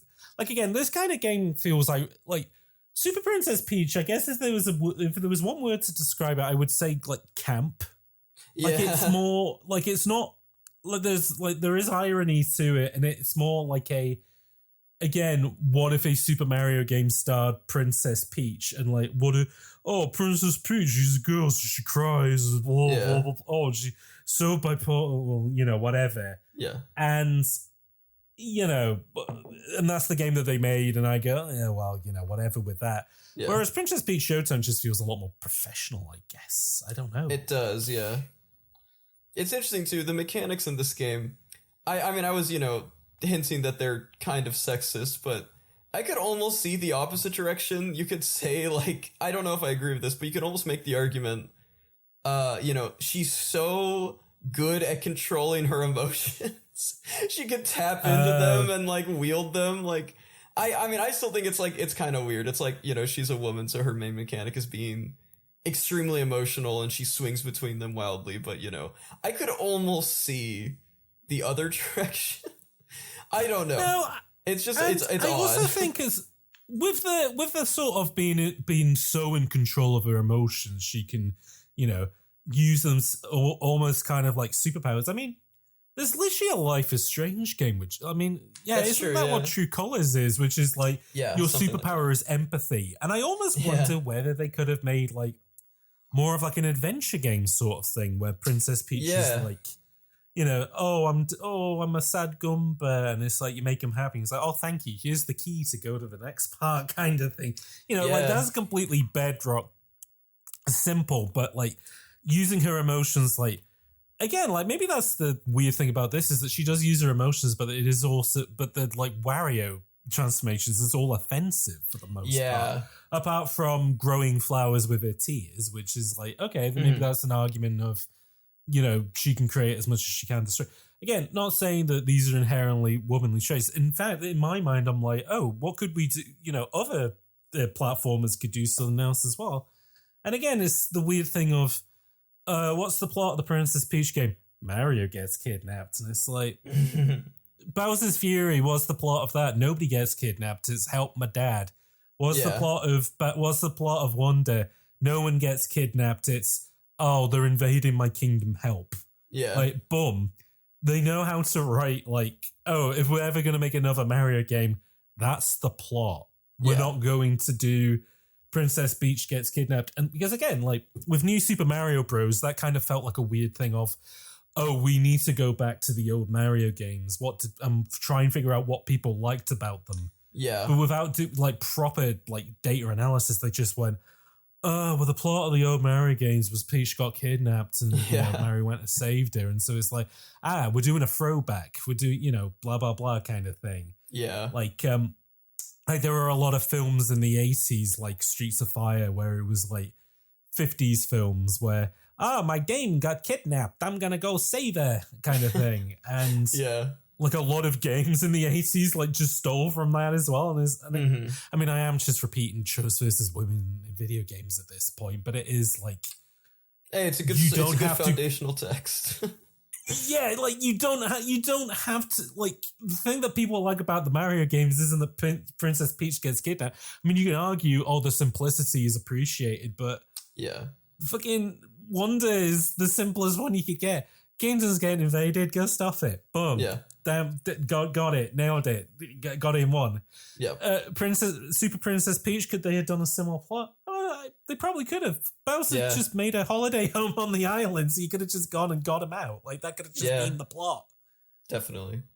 I was thinking too of like, are you aware of like those Tingle DS games that I forget who developed them, but they're like adventure games. I think they're only in Japan. One of them came out, Rosie Rookie Land, I think either came out in Europe or came out both places. Oh, God, I think so. What are they? Van Pool, I think, made them.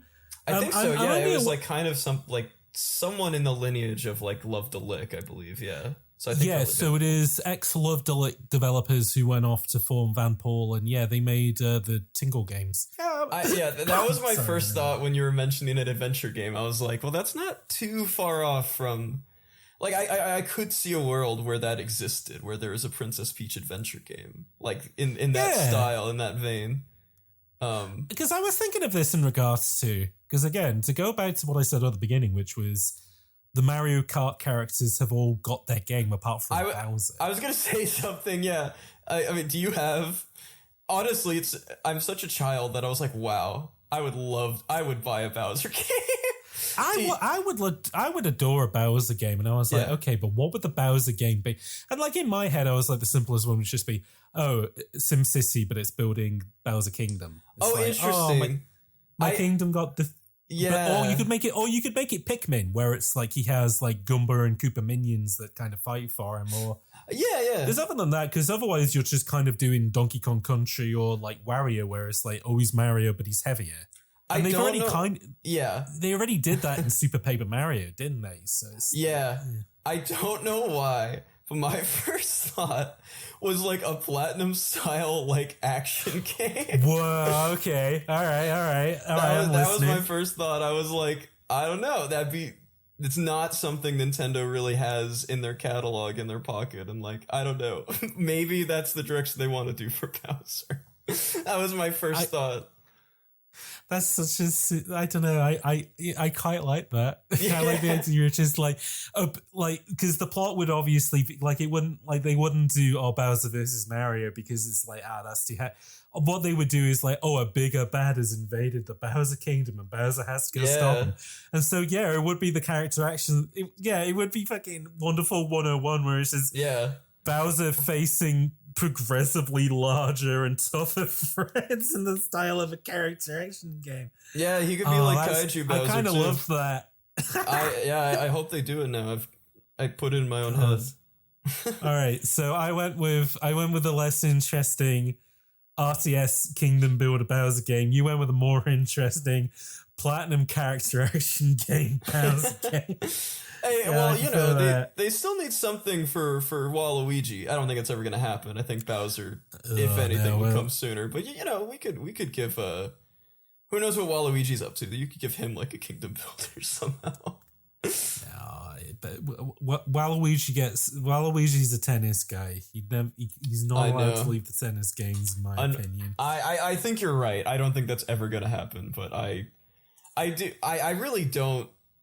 I don't mind at all Nintendo exploring other genres with their... I mean, new IPs are great. Yeah. I assume we'll get at least one new IP on Switch too. But yeah, if they want to do a character action game, yeah. I mean, like, it seems like we only get one generation now with, like, we got Splatoon, and that's now a mainstay. So who knows? Yeah. But I hope we get a character action game with Bowser.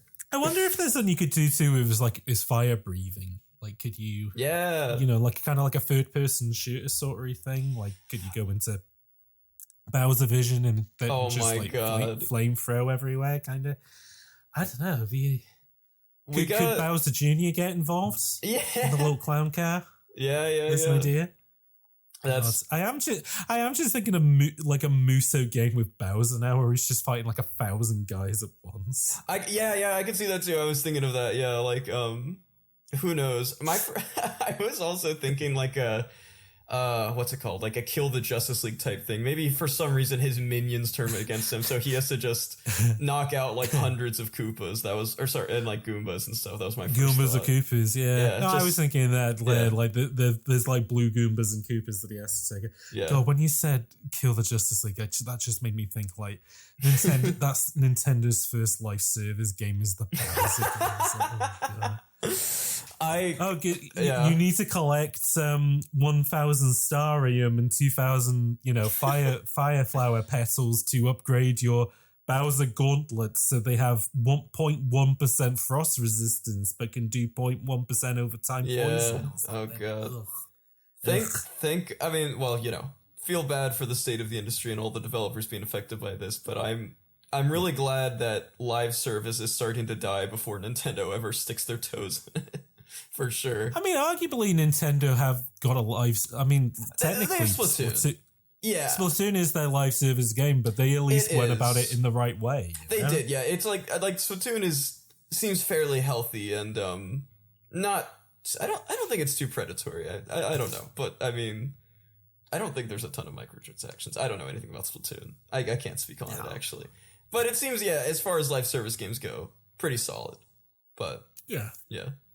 I don't think I have too much else to say about Super Princess Peach. No, I would say if you had, because I wouldn't even be like, oh, if you had a young daughter or whatever, give her this, because there's better entry level platform games than this. Yeah, I mean, and I think if you were a fan of Princess Peach, I wouldn't even I mean, I don't know. I guess if you were a fan of Princess Peach, play this. But if you had a choice between this and Showtime, I'd play Showtime instead. Yeah, like my 6-year-old sister, who really she loves the color pink. They got Kirby. They got Princess Peach Showtime coming up. Yeah, like I think doing pretty good on that front. Kirby, I think, is the better pink mascot in all of that sort of stuff as well. He is, yeah.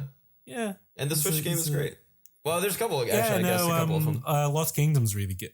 Well, Lost Kingdom's good, and the Star Allies remake's pretty. Well, Star Allies is good, and then the remake of Dreamland's good as well. Yeah, right. Yeah, that's the one. Yeah. Good games. Good going, Kirby.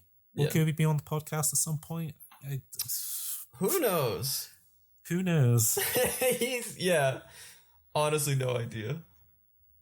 I'm surprised we were able to get so much conversation out of Super Princess Peach. Granted, I don't know how much of this hour and 40 minutes was about Princess Peach and not tangents on the DS and Bowser. Hey ho. I think, man, I could talk about a hypothetical Bowser game for an hour though, and I feel like it'd be interesting. Maybe it would. Maybe it wouldn't. I mean, you might have to be a pretty big nerd to care, but I don't know. I think like that. I think it's a fun idea.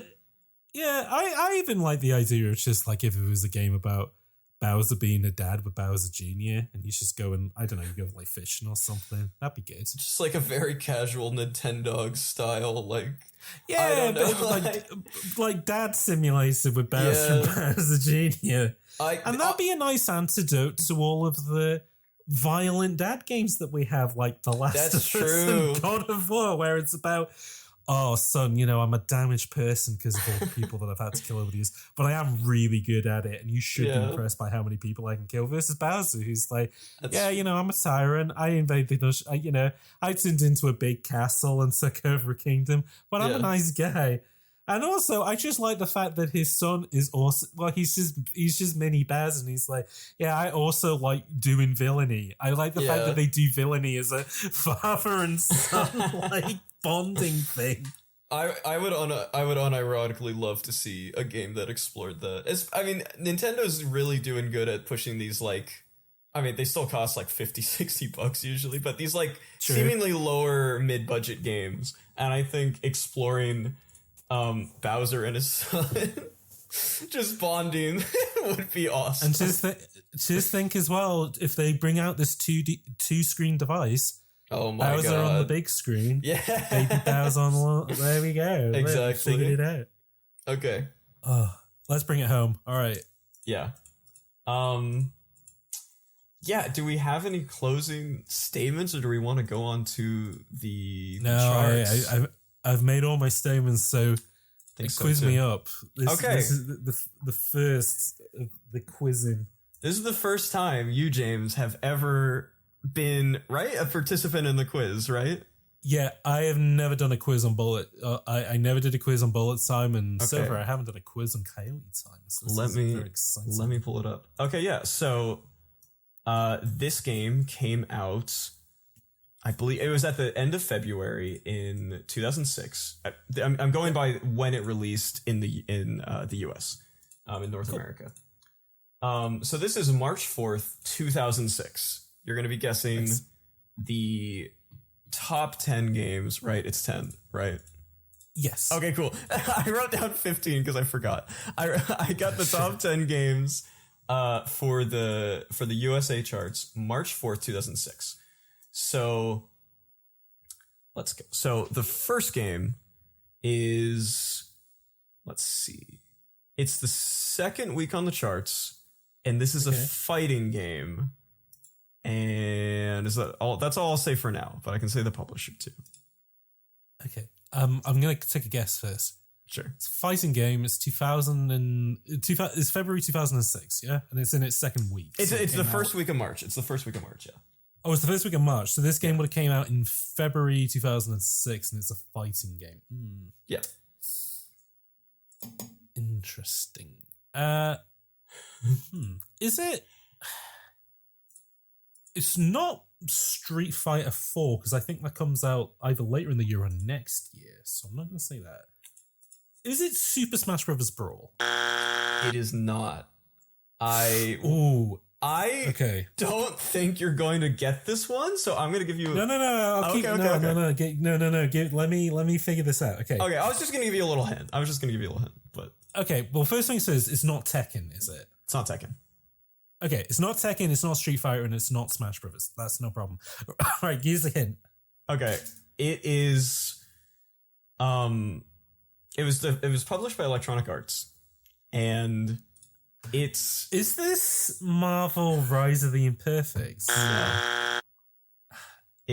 Okay, keep going. It's not a really strict, popular fighting game, that's for sure. Is it Fight Night Round 3? It is Fight Night Round 3. Hey, there we go. Yep. I should have figured that out. Why did I say Marvel Rise of the Imperfect? That was from a year or two earlier. It's stupid, but Fight Night did decent, but it's also, it is literally a fighting game. It is a boxing game, but it's not. That is true. It's not an obvious one, but yeah. No, that is true. It is literally a fighting game, and a shame they don't make these games. They don't make Fight Night anymore. And I remember, when the 360 came out, it was either Fight Night 2 or 3. Mm-hmm. That was like a demo to show off, like, oh, look how good our graphics are of like faces deforming and stuff. And I think the third one also had like a twin stick control scheme.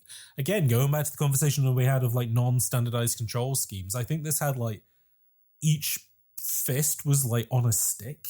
It was interesting, really interesting little game. But Fight Night round 3. Okay, interesting. What one in the bank?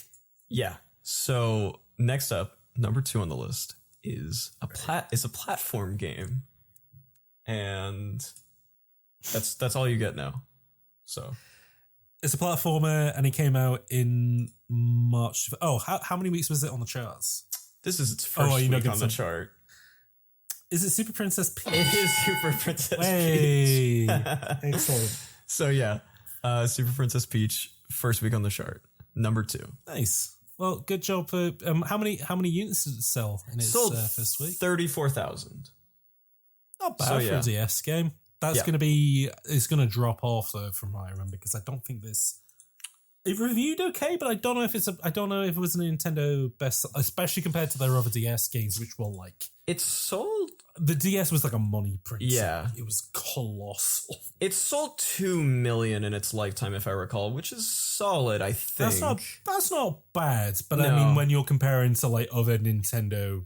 I mean, that puts it higher than, say, like a Metroid game, but it also puts it lower than like any of the other Nintendo main franchises. So. Definitely, but I mean, they definitely recouped their money, so they did all right with that one. Yeah, I mean, hey, they're still working with Tose, and Tose's still got its doors open. So kind of done that badly. Definitely. Right. Super Princess Peach at number 2. Yeah. Right. Number 3. Number 3. This is a game that's been on the charts for a while. It's actually week 28, and it's a simulation game. Week 28 simulation game. So if we were to do the maths, 28 weeks is that meant that it would have came out kind of around the middle of the year before. Oh no, maybe just a little kind of July. So yeah, like quarter 3. July 2005 simulation game. Is it a Sims game? It is not a Sims game. It's not a Sims game. Okay. Is it? When you say simulation, is it strictly simulation, or is it like simulation racing or something like that? It is strictly a simulation game. Strictly simulation game. Oh. So it's been in the weeks. Oh. Is it Nintendogs? It is Nintendogs. Yes. Excellent. That one's hard. I can't really give too many hints with that one. If I told you the platform, I would definitely give it away. Yeah, no, absolutely. And like, that or Cooking Mama, maybe? I don't know. No, and that game, like Nintendogs again, a franchise that they don't do any more of, but then I guess would it still have the staying power that it did in the DS year? That's the question. But Nintendogs.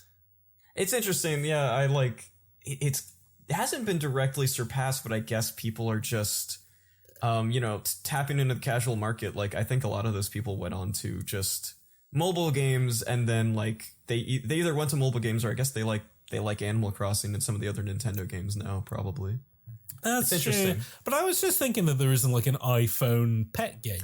There's not. No, it's interesting. I could see a spot for something like that, honestly, in the modern market. I don't know. Who knows? Yeah, dog on your phone. They could show that off for the next Apple conference. Tim Cook comes out with dog on your phone. I feel like those were big when the iPhone came out, like kind of more simulation-y games. Although I think those are largely more about trading things. But I remember like little kind of idle games and stuff still kind of have a market. They're much more niche, but... And I was kind of thinking as well, like you had Talking Tom, but that was just... Like that was kind of a mixture between like a... Well, he wasn't really a pet. But he was kind of more like a... I don't know what the actual term for these are, but like there's things that they sell at like joke shops for kids where they're like fart buttons, where it's like you have like a little speaker and like 3 different buttons and they have different farts on them. And kind of Talking Tom was basically that, but it was like, he would just repeat stuff back. But he got a cartoon. Like that was how popular Talking Tom was on the iPhone, was that he had like an entire media empire. Crazy. Did he?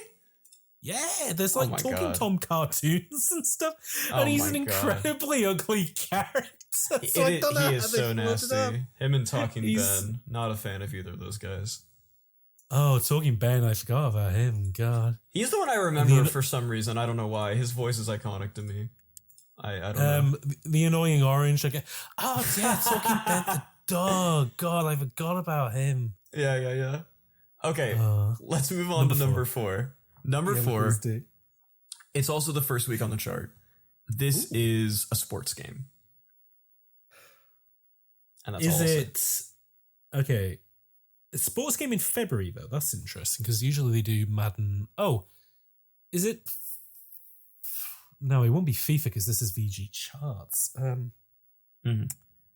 The first week on its charts. It is interesting. I'm just gonna go for the first. So it's not a FIFA and it's not a Madden, is it? No. Okay. Is it? Is it a sport that involves a ball? Yeah. Is it a tennis game? No. Is it? Okay, so is it basketball? Nope. Is it baseball? It is baseball. Is it MLB The Show 06? That is correct. Yeah. Excellent. Yeah. So yeah, it's still. I mean, one of the more American sports, but yeah, it is on there. No, I mean, yeah, and this is VG charts. American is apple pies, so no, it makes sense. But no, because FIFA and Madden always come out later in the year, so they align with the new sports season. Yeah, it's an odd one. This is the only one it's also weird because they always have the next year, but this is 06 coming out in 06, which is, I don't know. I never realized that's with MLB The Show. Anyway. Yeah.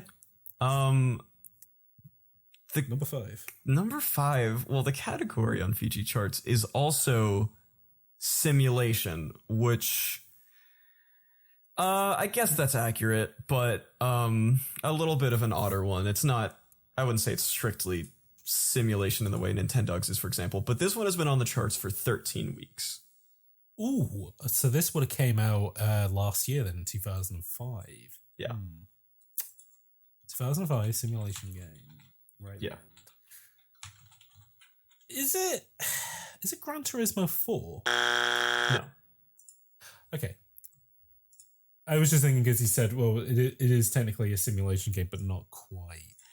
I wouldn't give it any other genre. It's just not as focused as something like Nintendogs. That's all I'll say. Oh, but it's not. It's not so far as to be a racing game. I don't want to mislead you.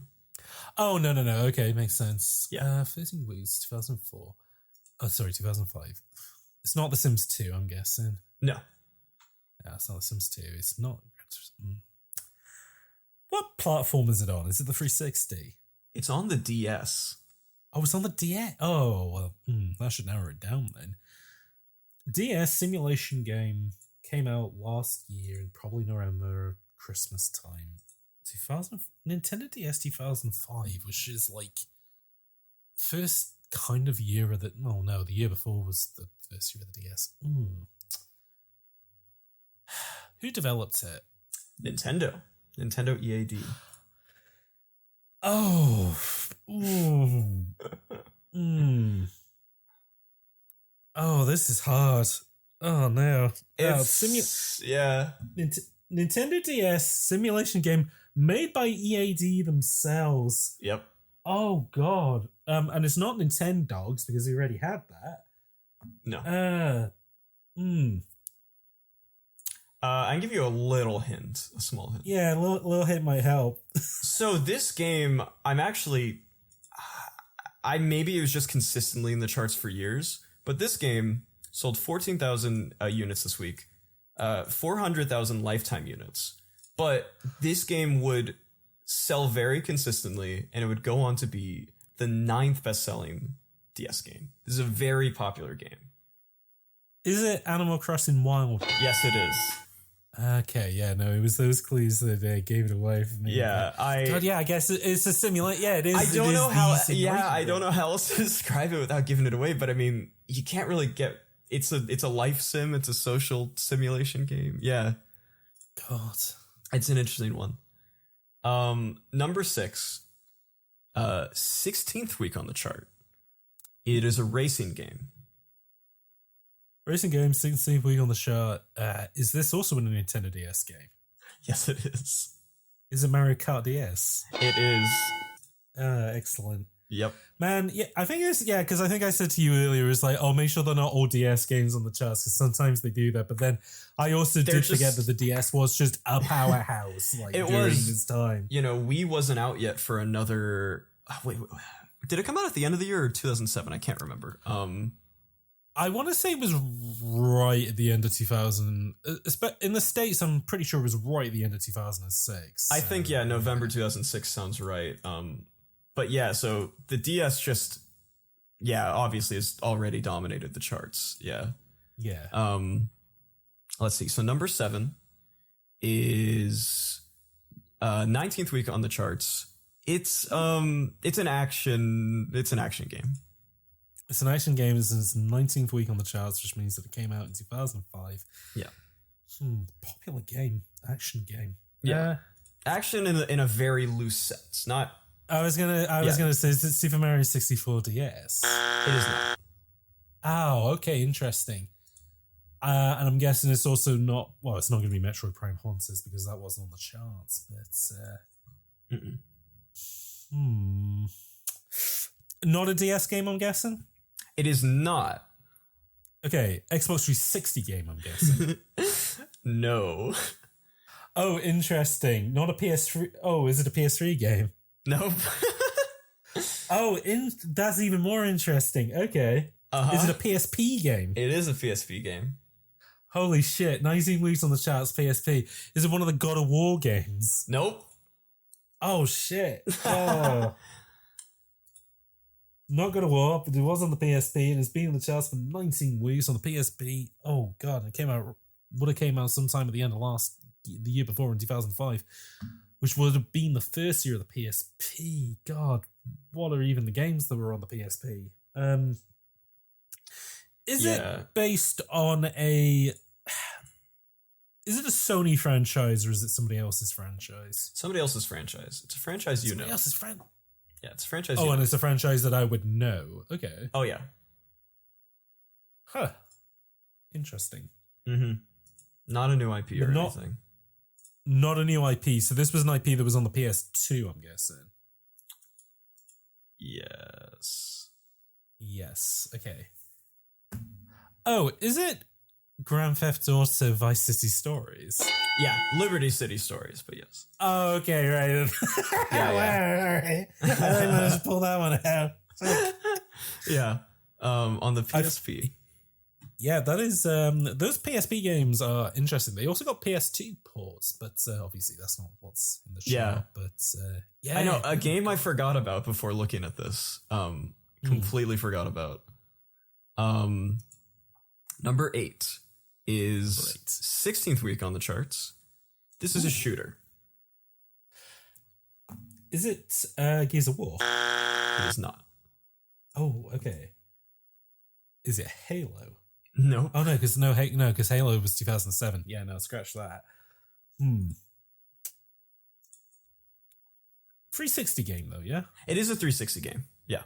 It's a 360 game. It's a shooter of some sorts. Not sure if it's third or first. It's been on the charts for 16 weeks, so it seems to be doing okay. Yeah.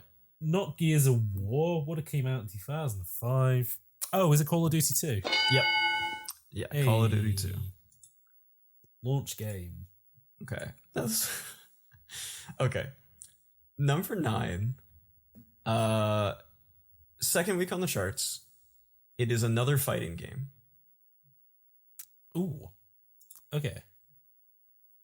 Not Street Fighter because that's still a year away. Yeah. Not whatever game it was that I said earlier because that was number 2. I forget what you said. Tekken. Yeah, I can't remember what I said earlier. Oh god, I should be writing these down. Right. It's not a Super Smash Bros. Brawl because obviously the Wii isn't out yet. Oh. It's not a DS fighting game, is it? Because such thing doesn't exist, right? I don't know, but it's not. No, it's not on the DS. No, this will be because I guessed Fight Night earlier. That was you did guess Fight Night. But this is. Would you say this is more of a traditional fighting game than Fight Night is? No. Oh, okay. So this is another sports fighting game. It might be. Okay. Oh, Is it a UFC game? It is not. Oh, dang it. This is an odd one. It's an odd one. Yeah, definitely an odd one. So I guess UFC wasn't as prolific at the time either. So it's not a boxing game. It's not going to be like a karate game or anything because those such things don't exist. What are its leading platforms? Okay. It's on the PSP. Oh, it's a PSP fighting game and it's been in the charts for 16 weeks? No, 2 weeks. Oh, only 2. Oh, okay. So this is new then. Ooh, yeah, that was this is 2000. Yeah. Mm-hmm. Ah, interesting. Yeah. PSP fighting games. Interesting. Sony franchise? No. No, of course not. Do you want to know the publisher? Yeah, I feel like the moment you tell me the publisher, I'm gonna know what it is. It's EA. It's EA. Is it the stupid Rise of the Imperfect game that I said earlier? Yeah. Ah, dang it. Is it well, there was no Fight Night game on the PSP, I don't think, but EA published fighting game. Yep. That's so weird. that is really weird. God. Yeah. And it isn't UFC Undisputed or anything like that, so no. But yeah. Is this a game based on real stuff or is it fictitious? It's a real sport. Oh, it is a real sport. Okay. Yeah. But it's not boxing. It is boxing. Oh, it is boxing. Oh, so is it like Fight Night, like title bout or something stupid like that for the PSP? Well, it's not title bout. Right. But it is a Fight Night game, and it's a PSP version of Fight Night. It is just Fight Night round 3 again. Oh, it's just okay. It's so just Fight Night again, which is all right. Okay, that's fine. But it's the PSP version of it. Yeah, I wasn't sure how to handle that one since it was just a repeat. Because I was surprised to see it here. I've never heard of this. Fight Night on the PSP. Yeah. Yeah. If you really want, I can do number 11 when we get there. It's another. Yeah, let's go to 15 because if we had a repeat, yeah, we'll go. Sure. We'll keep going. All right. I mean, this is fun. So next one, I'm having a good time. Let's go. Okay, I almost just said the name of the game. This is a shooter. Number 10 is a shooter. 17th week on the charts. I will be straight up. I had never heard of this game. Being older than me, I'm sure you might, but this might be another whatever that game was, where I just am not familiar with it. That what was that game called? It was the fighting game we talked about last time. I don't know. Anyway, it's a shooter. It's a shooter. 17th week on the chart. Not a game I had heard of. Yeah. Portable game or console game? It's a portable game. Oh, it's a portable game. Oh, well, it's not going to be Metroid Prime Hunters, is it? No. PSP, I'm guessing then. Yeah. Okay. Shooter on the PSP, and it's been on the charts for 19 weeks. God, that's a lot. It's not Call of Duty because they weren't making those on the portable yet. Ugh. Is it like Killzone Liberation? Nope. Okay. Is it a Resistance game? It is also not that. Oh, interesting. So it's not a Killzone game and it's not a Resistance game. No. Do you want another hint? Is it Siphon Filter? It's not. Okay, yeah, give a hint. Okay. I'll say the publisher and I'll specify the genre a little bit because I think this might still be tricky. Sony Computer Entertainment, and it's a tactical shooter. Oh, SOCOM.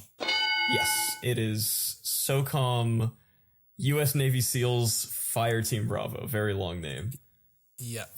I had never heard of this franchise, I think, ever, honestly.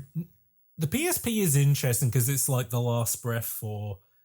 The PS2 era was weird because right at the beginning there was a lot of like diverse Japanese developed games, and then that kind of petered out, and then towards the end there was a lot of diverse US and like European developed games, and out of that is what we got SOCOM out of, which was like it was the game that was meant to sell the stupid hard drive and online attachment for the PS2. Like NetPlay was its big selling point, and I guess the idea was because the PSP could do Wi-Fi, it could be like, you could do operations on the go. But it's like, it's basically their take on Full Spectrum Warrior. It's not very, it's kind of boring. Oh, really? Oh, I thought it was going to be more like, what's it called? SWAT, from what I was looking at.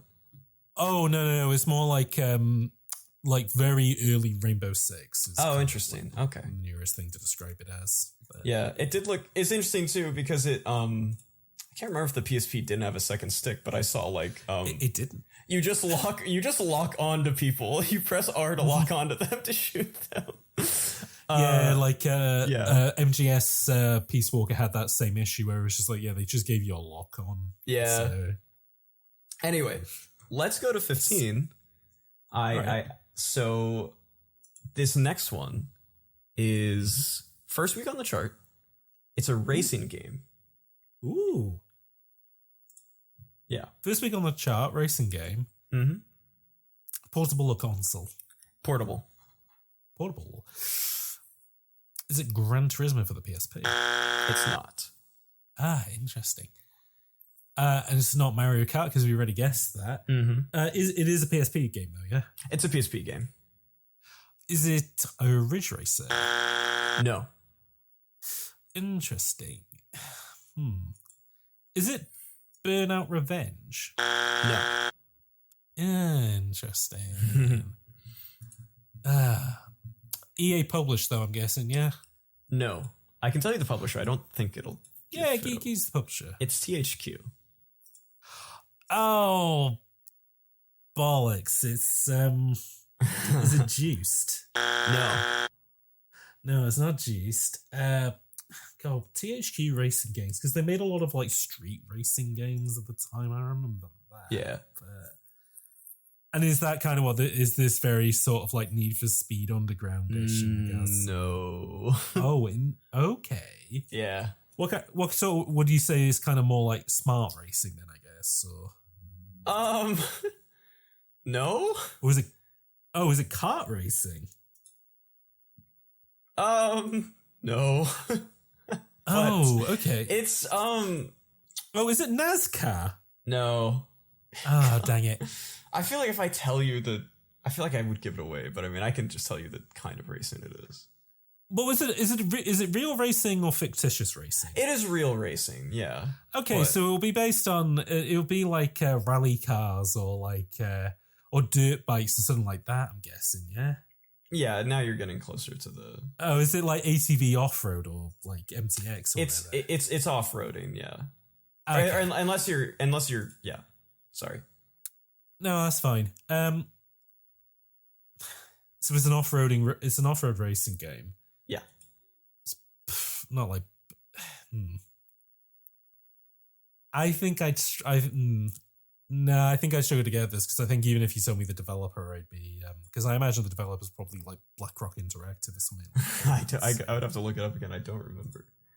Yeah, that's fine. So do you want the answer? Yeah, I'm gonna throw in the towel on that one. You basically said it because it's literally called MX versus ATV Unleashed. Yeah, which is made by BlackRock Interactive. So yeah, fair enough. That's fine. I'm happy to not have that point. This one is actually made by let's see, Rainbow Studios. Ooh, which I'm not familiar with, but I guess they did a lot of these. But this is specifically a port of Unleashed, which is called On the Edge. Yeah. Anyway. Nice. Yeah, I mean, that's an interesting one because, I mean, like, I remember these games at the time, but it's not like, they're still making them today or anything. No. Weird little niche back then. Okay. Yeah, an interesting time. But yeah, go ahead. Number 12, 14th week on the chart. This is a role-playing game. Ooh, role-playing game. Or, well, it's an RPG. I don't know why. I don't know why I said it out. I don't know why. I mean, that's what it stands for. It is what it stands for. Yeah, it would have came out in 2005 around September. So, is it the Elder Scrolls 4 Oblivion? It is not. Ah, dang it. Console or portable? Portable. Is it a Pokemon game? No, it's not. Oh, interesting. Is it a RPG 2005 portable game? So it would have been for the PSP. I'm guessing probably a DS game in that case. It is a DS game. It is a DS game. It's a role-playing game for the Nintendo DS that was released towards the end of 2005. It won't be the Chrono Trigger remake because I think that was later on. Is it a Final Fantasy game? It's not. Oh, interesting. Is it a Mario and Luigi game? It is. Is it Partners in Time? That's right. Ah, God. That being in the charts for 14 weeks is... Partners in Time is a bad Mario and Luigi RPG game. Is that the one where... Well, yeah, presumably from the name. That's the one with the baby counterparts. Yeah, that's the one where they pair her with their baby partners. I never played that one, actually. It's just a drag and it goes on too long. Bowser's Inside Story, though. That's a great game. Very sad that one never came to Switch. That was a bummer. Yeah. They ported it to 3DS. A console that could already play it. Literally the year that it was like, we're not making 3DS games anymore. Yeah. Also, we're closing you down. Yeah. That's a bummer. Real bummer. Do kind of miss those games, but whatever. I mean, I miss them insofar as they were comfy, but once you... Oh, yeah. I mean, as much as people kind of bemoan that, you remember the Miyamoto quote where it's like, people keep asking us to make a new F-Zero game, and I say to these people, what can we do that we haven't done before? What's the point in making... And I kind of get where he's coming from, but then I also get the thing of something like F-Zero is a racing game. You just make new tracks. Don't feel like you have to reinvent the wheel sort of thing. But then with the Mario RPG games, it's like, no, because these are a lot bit bigger. I would rather you maybe try something else, which again... has made me public enemy number one is because I like those newer Paper Mario games where they're more like adventure games and less sure. But I think it would be, that's the thing. I think it would be cool to see a Mario and Luigi game that's just takes it in a completely different direction, kind of like how Paper Mario does. I think they could there. Yeah. They could literally use the split switch controller thing of you can control both Mario and Luigi independently. That'd be good. Didn't they do that once, or am I making that up? I feel like they did that once. Well, I guess they. Well, when would they have done it? But I guess they kind of do split up for some parts. But I was just thinking of the idea. No, literally like Brothers: The Tale of Two Sons. Yeah. Yeah. I was just thinking it was because then you could try and do it yourself and it gives you a headache, or you can play it's the first multiplayer co-op RPG, and it's like, oh, what am I doing? Oh, sure, yeah. Four Swords Adventures type of thing. Oh yeah, maybe less arcadey than Four Swords, but yeah. I was thinking as well of that Pokemon Let's Go Pikachu and Pokemon Let's Go Eevee, where you could play it with just one controller. Oh yeah, for sure. Yeah, but yeah, either way, who knows if they'll ever bring that back? Probably not. But yeah, I guess we'll see. I guess the future. You never know. You never know what's coming up. You do never know. Nintendo's a weird one. Number 13. Such as I don't know what's coming up in the charts. You don't. This one, number 13, has been on the charts for 67 weeks. And it's a platform game. Is it Super Mario 64 DS? Yes, it is. Hey. All right. Yeah, that was a DS launch game. That's why it's been there for 67 weeks. Yep. Wowee. Yeah, that one makes sense. The best game ever made, but with three more what can go wrong? Literally, what can go wrong? Exactly. I quite like that game, but I do too. I played the modded version with where you can put an analog stick in it. That's pretty good. Yeah, if you play it on a 3DS or something, that's actually That's a fun game. Yeah. I mean, it's mostly just Mario 64, so yeah. I mean, hey, if it ain't broke. Yeah. Number 14, 16th week on the charts, is a racing game. 16th week on the chart, racing game. Ooh. Is this Burnout Revenge? It's not. Ooh, interesting. Okay. Console game, yeah? No, actually. Oh, portable game. Okay. Yeah. Is this one of the portable races that I may have mentioned earlier when I was trying to guess? I honestly don't remember, but probably. Because it's not... Yeah. You probably did. You named quite a few. Yeah, this isn't... So is this fictitious or realistic? Oh, God. I believe it's realistic. Oh, okay, so I'm not because you familiar said with this that- one. Okay, well, I mean, I'm guessing this is Ridge Race. No. Oh, interesting. Okay. It's not fantasy. I'm genuinely not familiar with this game. I looked it up on my phone. It's real. Oh. It's Okay, not. It's real. Yeah, it's based on real racing. Is this like a Colin McRae game or something? No. Ooh, okay. So it's not Dirt and it's not Grid, I don't think. It's neither of those. It's neither Dirt, it's neither Grid. And it's not like, well, it's not Gran Turismo because that's still some ways off.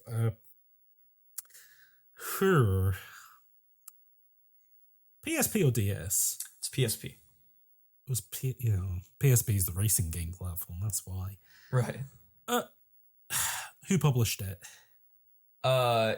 EA. Is it Need for Speed Underground 2? No.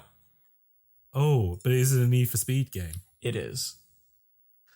Is it Need for... Is it Need for... I'm just going to end up like naming a bunch of random Need for Speed games. Is it Need for Speed Hot Pursuit? No.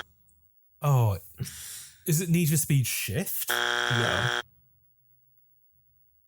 Is it Need for Speed On the Run? No. Oh, God. What would you say the tone of the game is based on the, like... Well, it's closest to On the Run. I don't know. Is there a Need for Speed game named On the Run or... Wait, hold on. I mean, there's Need for Speed The Run, but... I think you're... Well, it's a synonym for On the Run. In a way. Like, what, like Need for Speed Break Loose or... No, not like that. Like, do you want the answer? Yeah, go ahead. It's Need for Speed Most Wanted.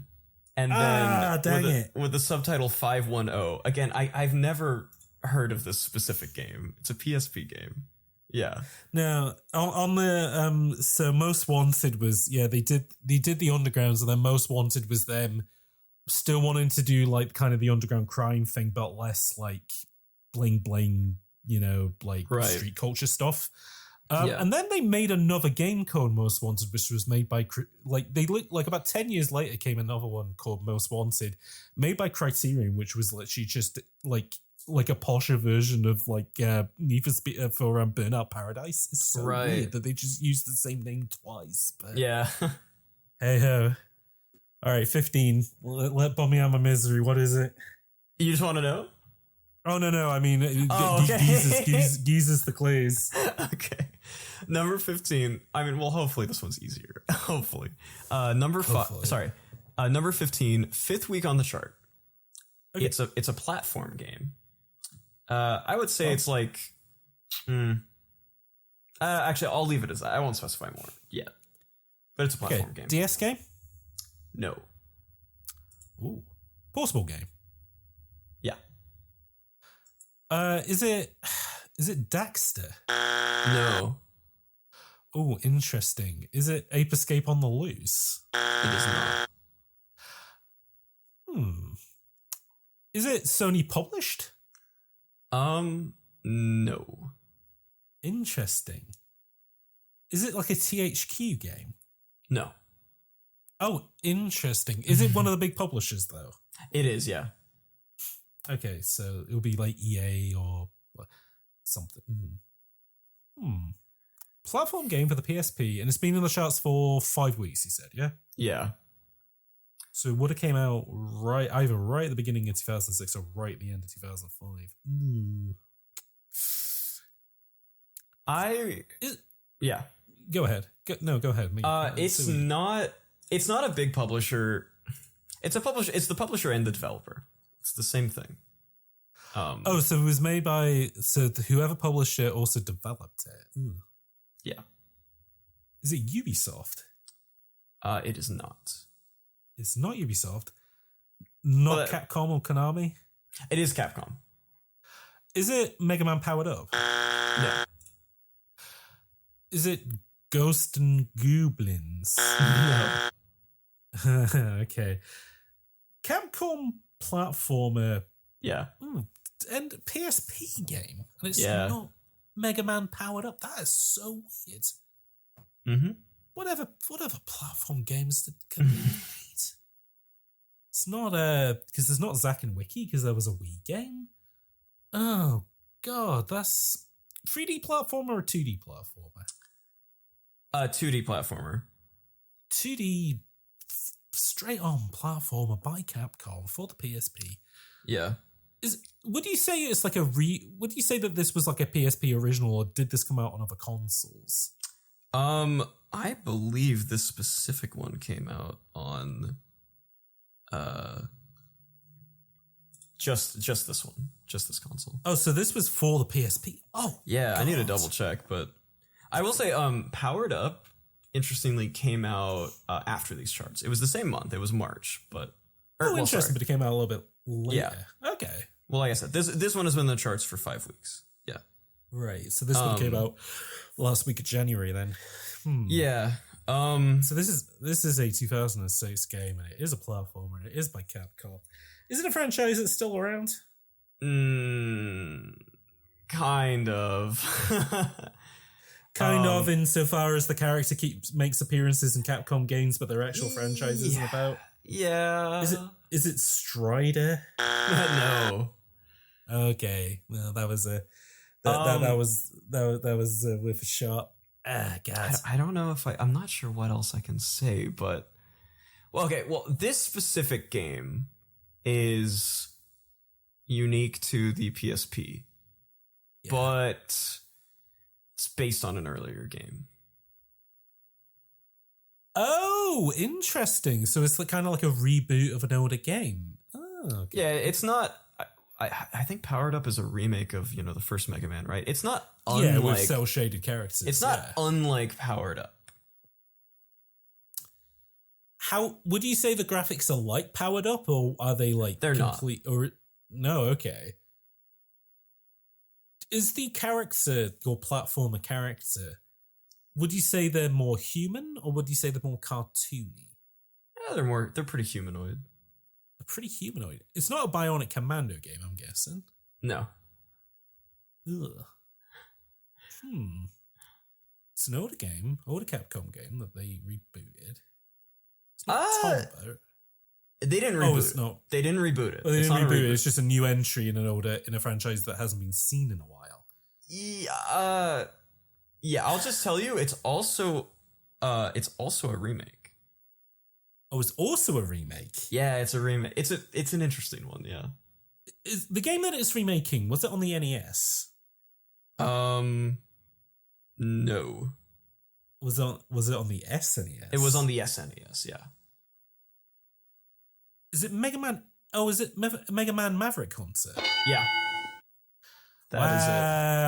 I we know. got there eventually, folks. Oh, wow. I knew this was going to take a while because it actually is really weird. It released 5 weeks before another, or about 6 weeks before another Mega Man remake. It's very odd. Very strange. Maverick Hunter is a remake of Mega Man X on the SNES. Yeah. God. But really, really weird that they released so close to each other. Yeah, and bizarre. They both took the same approach of 2.5D cel-shaded graphics. Yeah. Oh, wow. Although the only difference is Powered Up is much more chibi, I guess. Yeah, it is. They're super deformed and it's more cartoony versus Maverick Hunter, where it's they try to basically, it's well, what if we took the sprite work from the SNES and made it into 3D objects, basically. Yeah, it's a much more literal. But I guess it fits X being slightly grittier, I guess, for lack of a better word. Yeah, well, it was like their attempt at modernizing and making a more mature version of Mega Man. Yeah. God, I'm annoyed with myself that it took me so long to get to Maverick Hunter because That's a weird. I mean, again, I think it's very weird they released at such similar time. So I'll give you that one. Yeah. But yeah, weird one. But anyway, that was the charts. That was the congratulations. I got to the end of the charts. Yeah. Wow. I did 15, folks. You can count them. And I think I only gave up on 2 of them, didn't I? But yeah, and they were all weird ones. I mean, the hardest one I think was probably Fight Night, so the second when Fight Night showed up again. Fight Night showing up again in MTX versus ATV, I think were those are weird ones. Those are weird ones. Oh, I guess that's it. I guess we're at the end of Wyatt, do you want to see us out then of the end? Do the end of the show duties, I guess. Sure. I'm not entirely sure what to say, but thanks for listening. Well, you gotta say, James, thank you for being here. Do you want to plug anything? Whatever. James, thank you for being here. What do you want to plug? Thank you for having me here to talk about Princess Peach for doing this. Anything I want to plug? I'm hoping to bring back episodes of Bullet Time, so hopefully by the time that you may be listening to this, you may be also listening to episodes of Bullet Time, which will be quite exciting.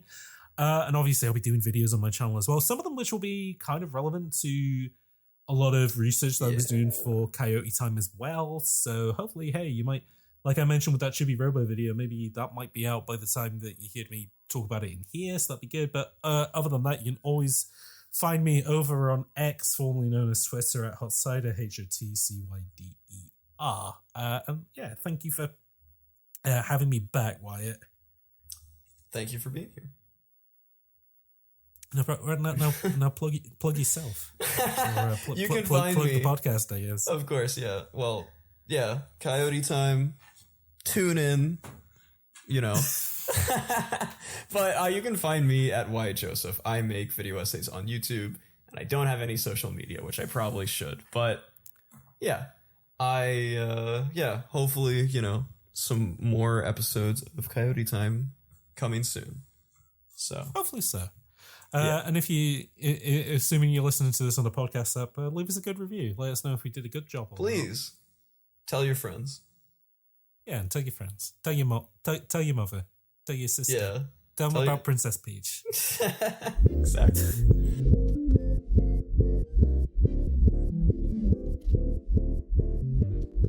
This podcast has been made possible by Dylan Robinson, Eric Hamilton Schneider, Jesse Garasha, Kevin from Pixellet, Mouse, Twyla27, Valerie B, VG, and the Hot Cider support tier.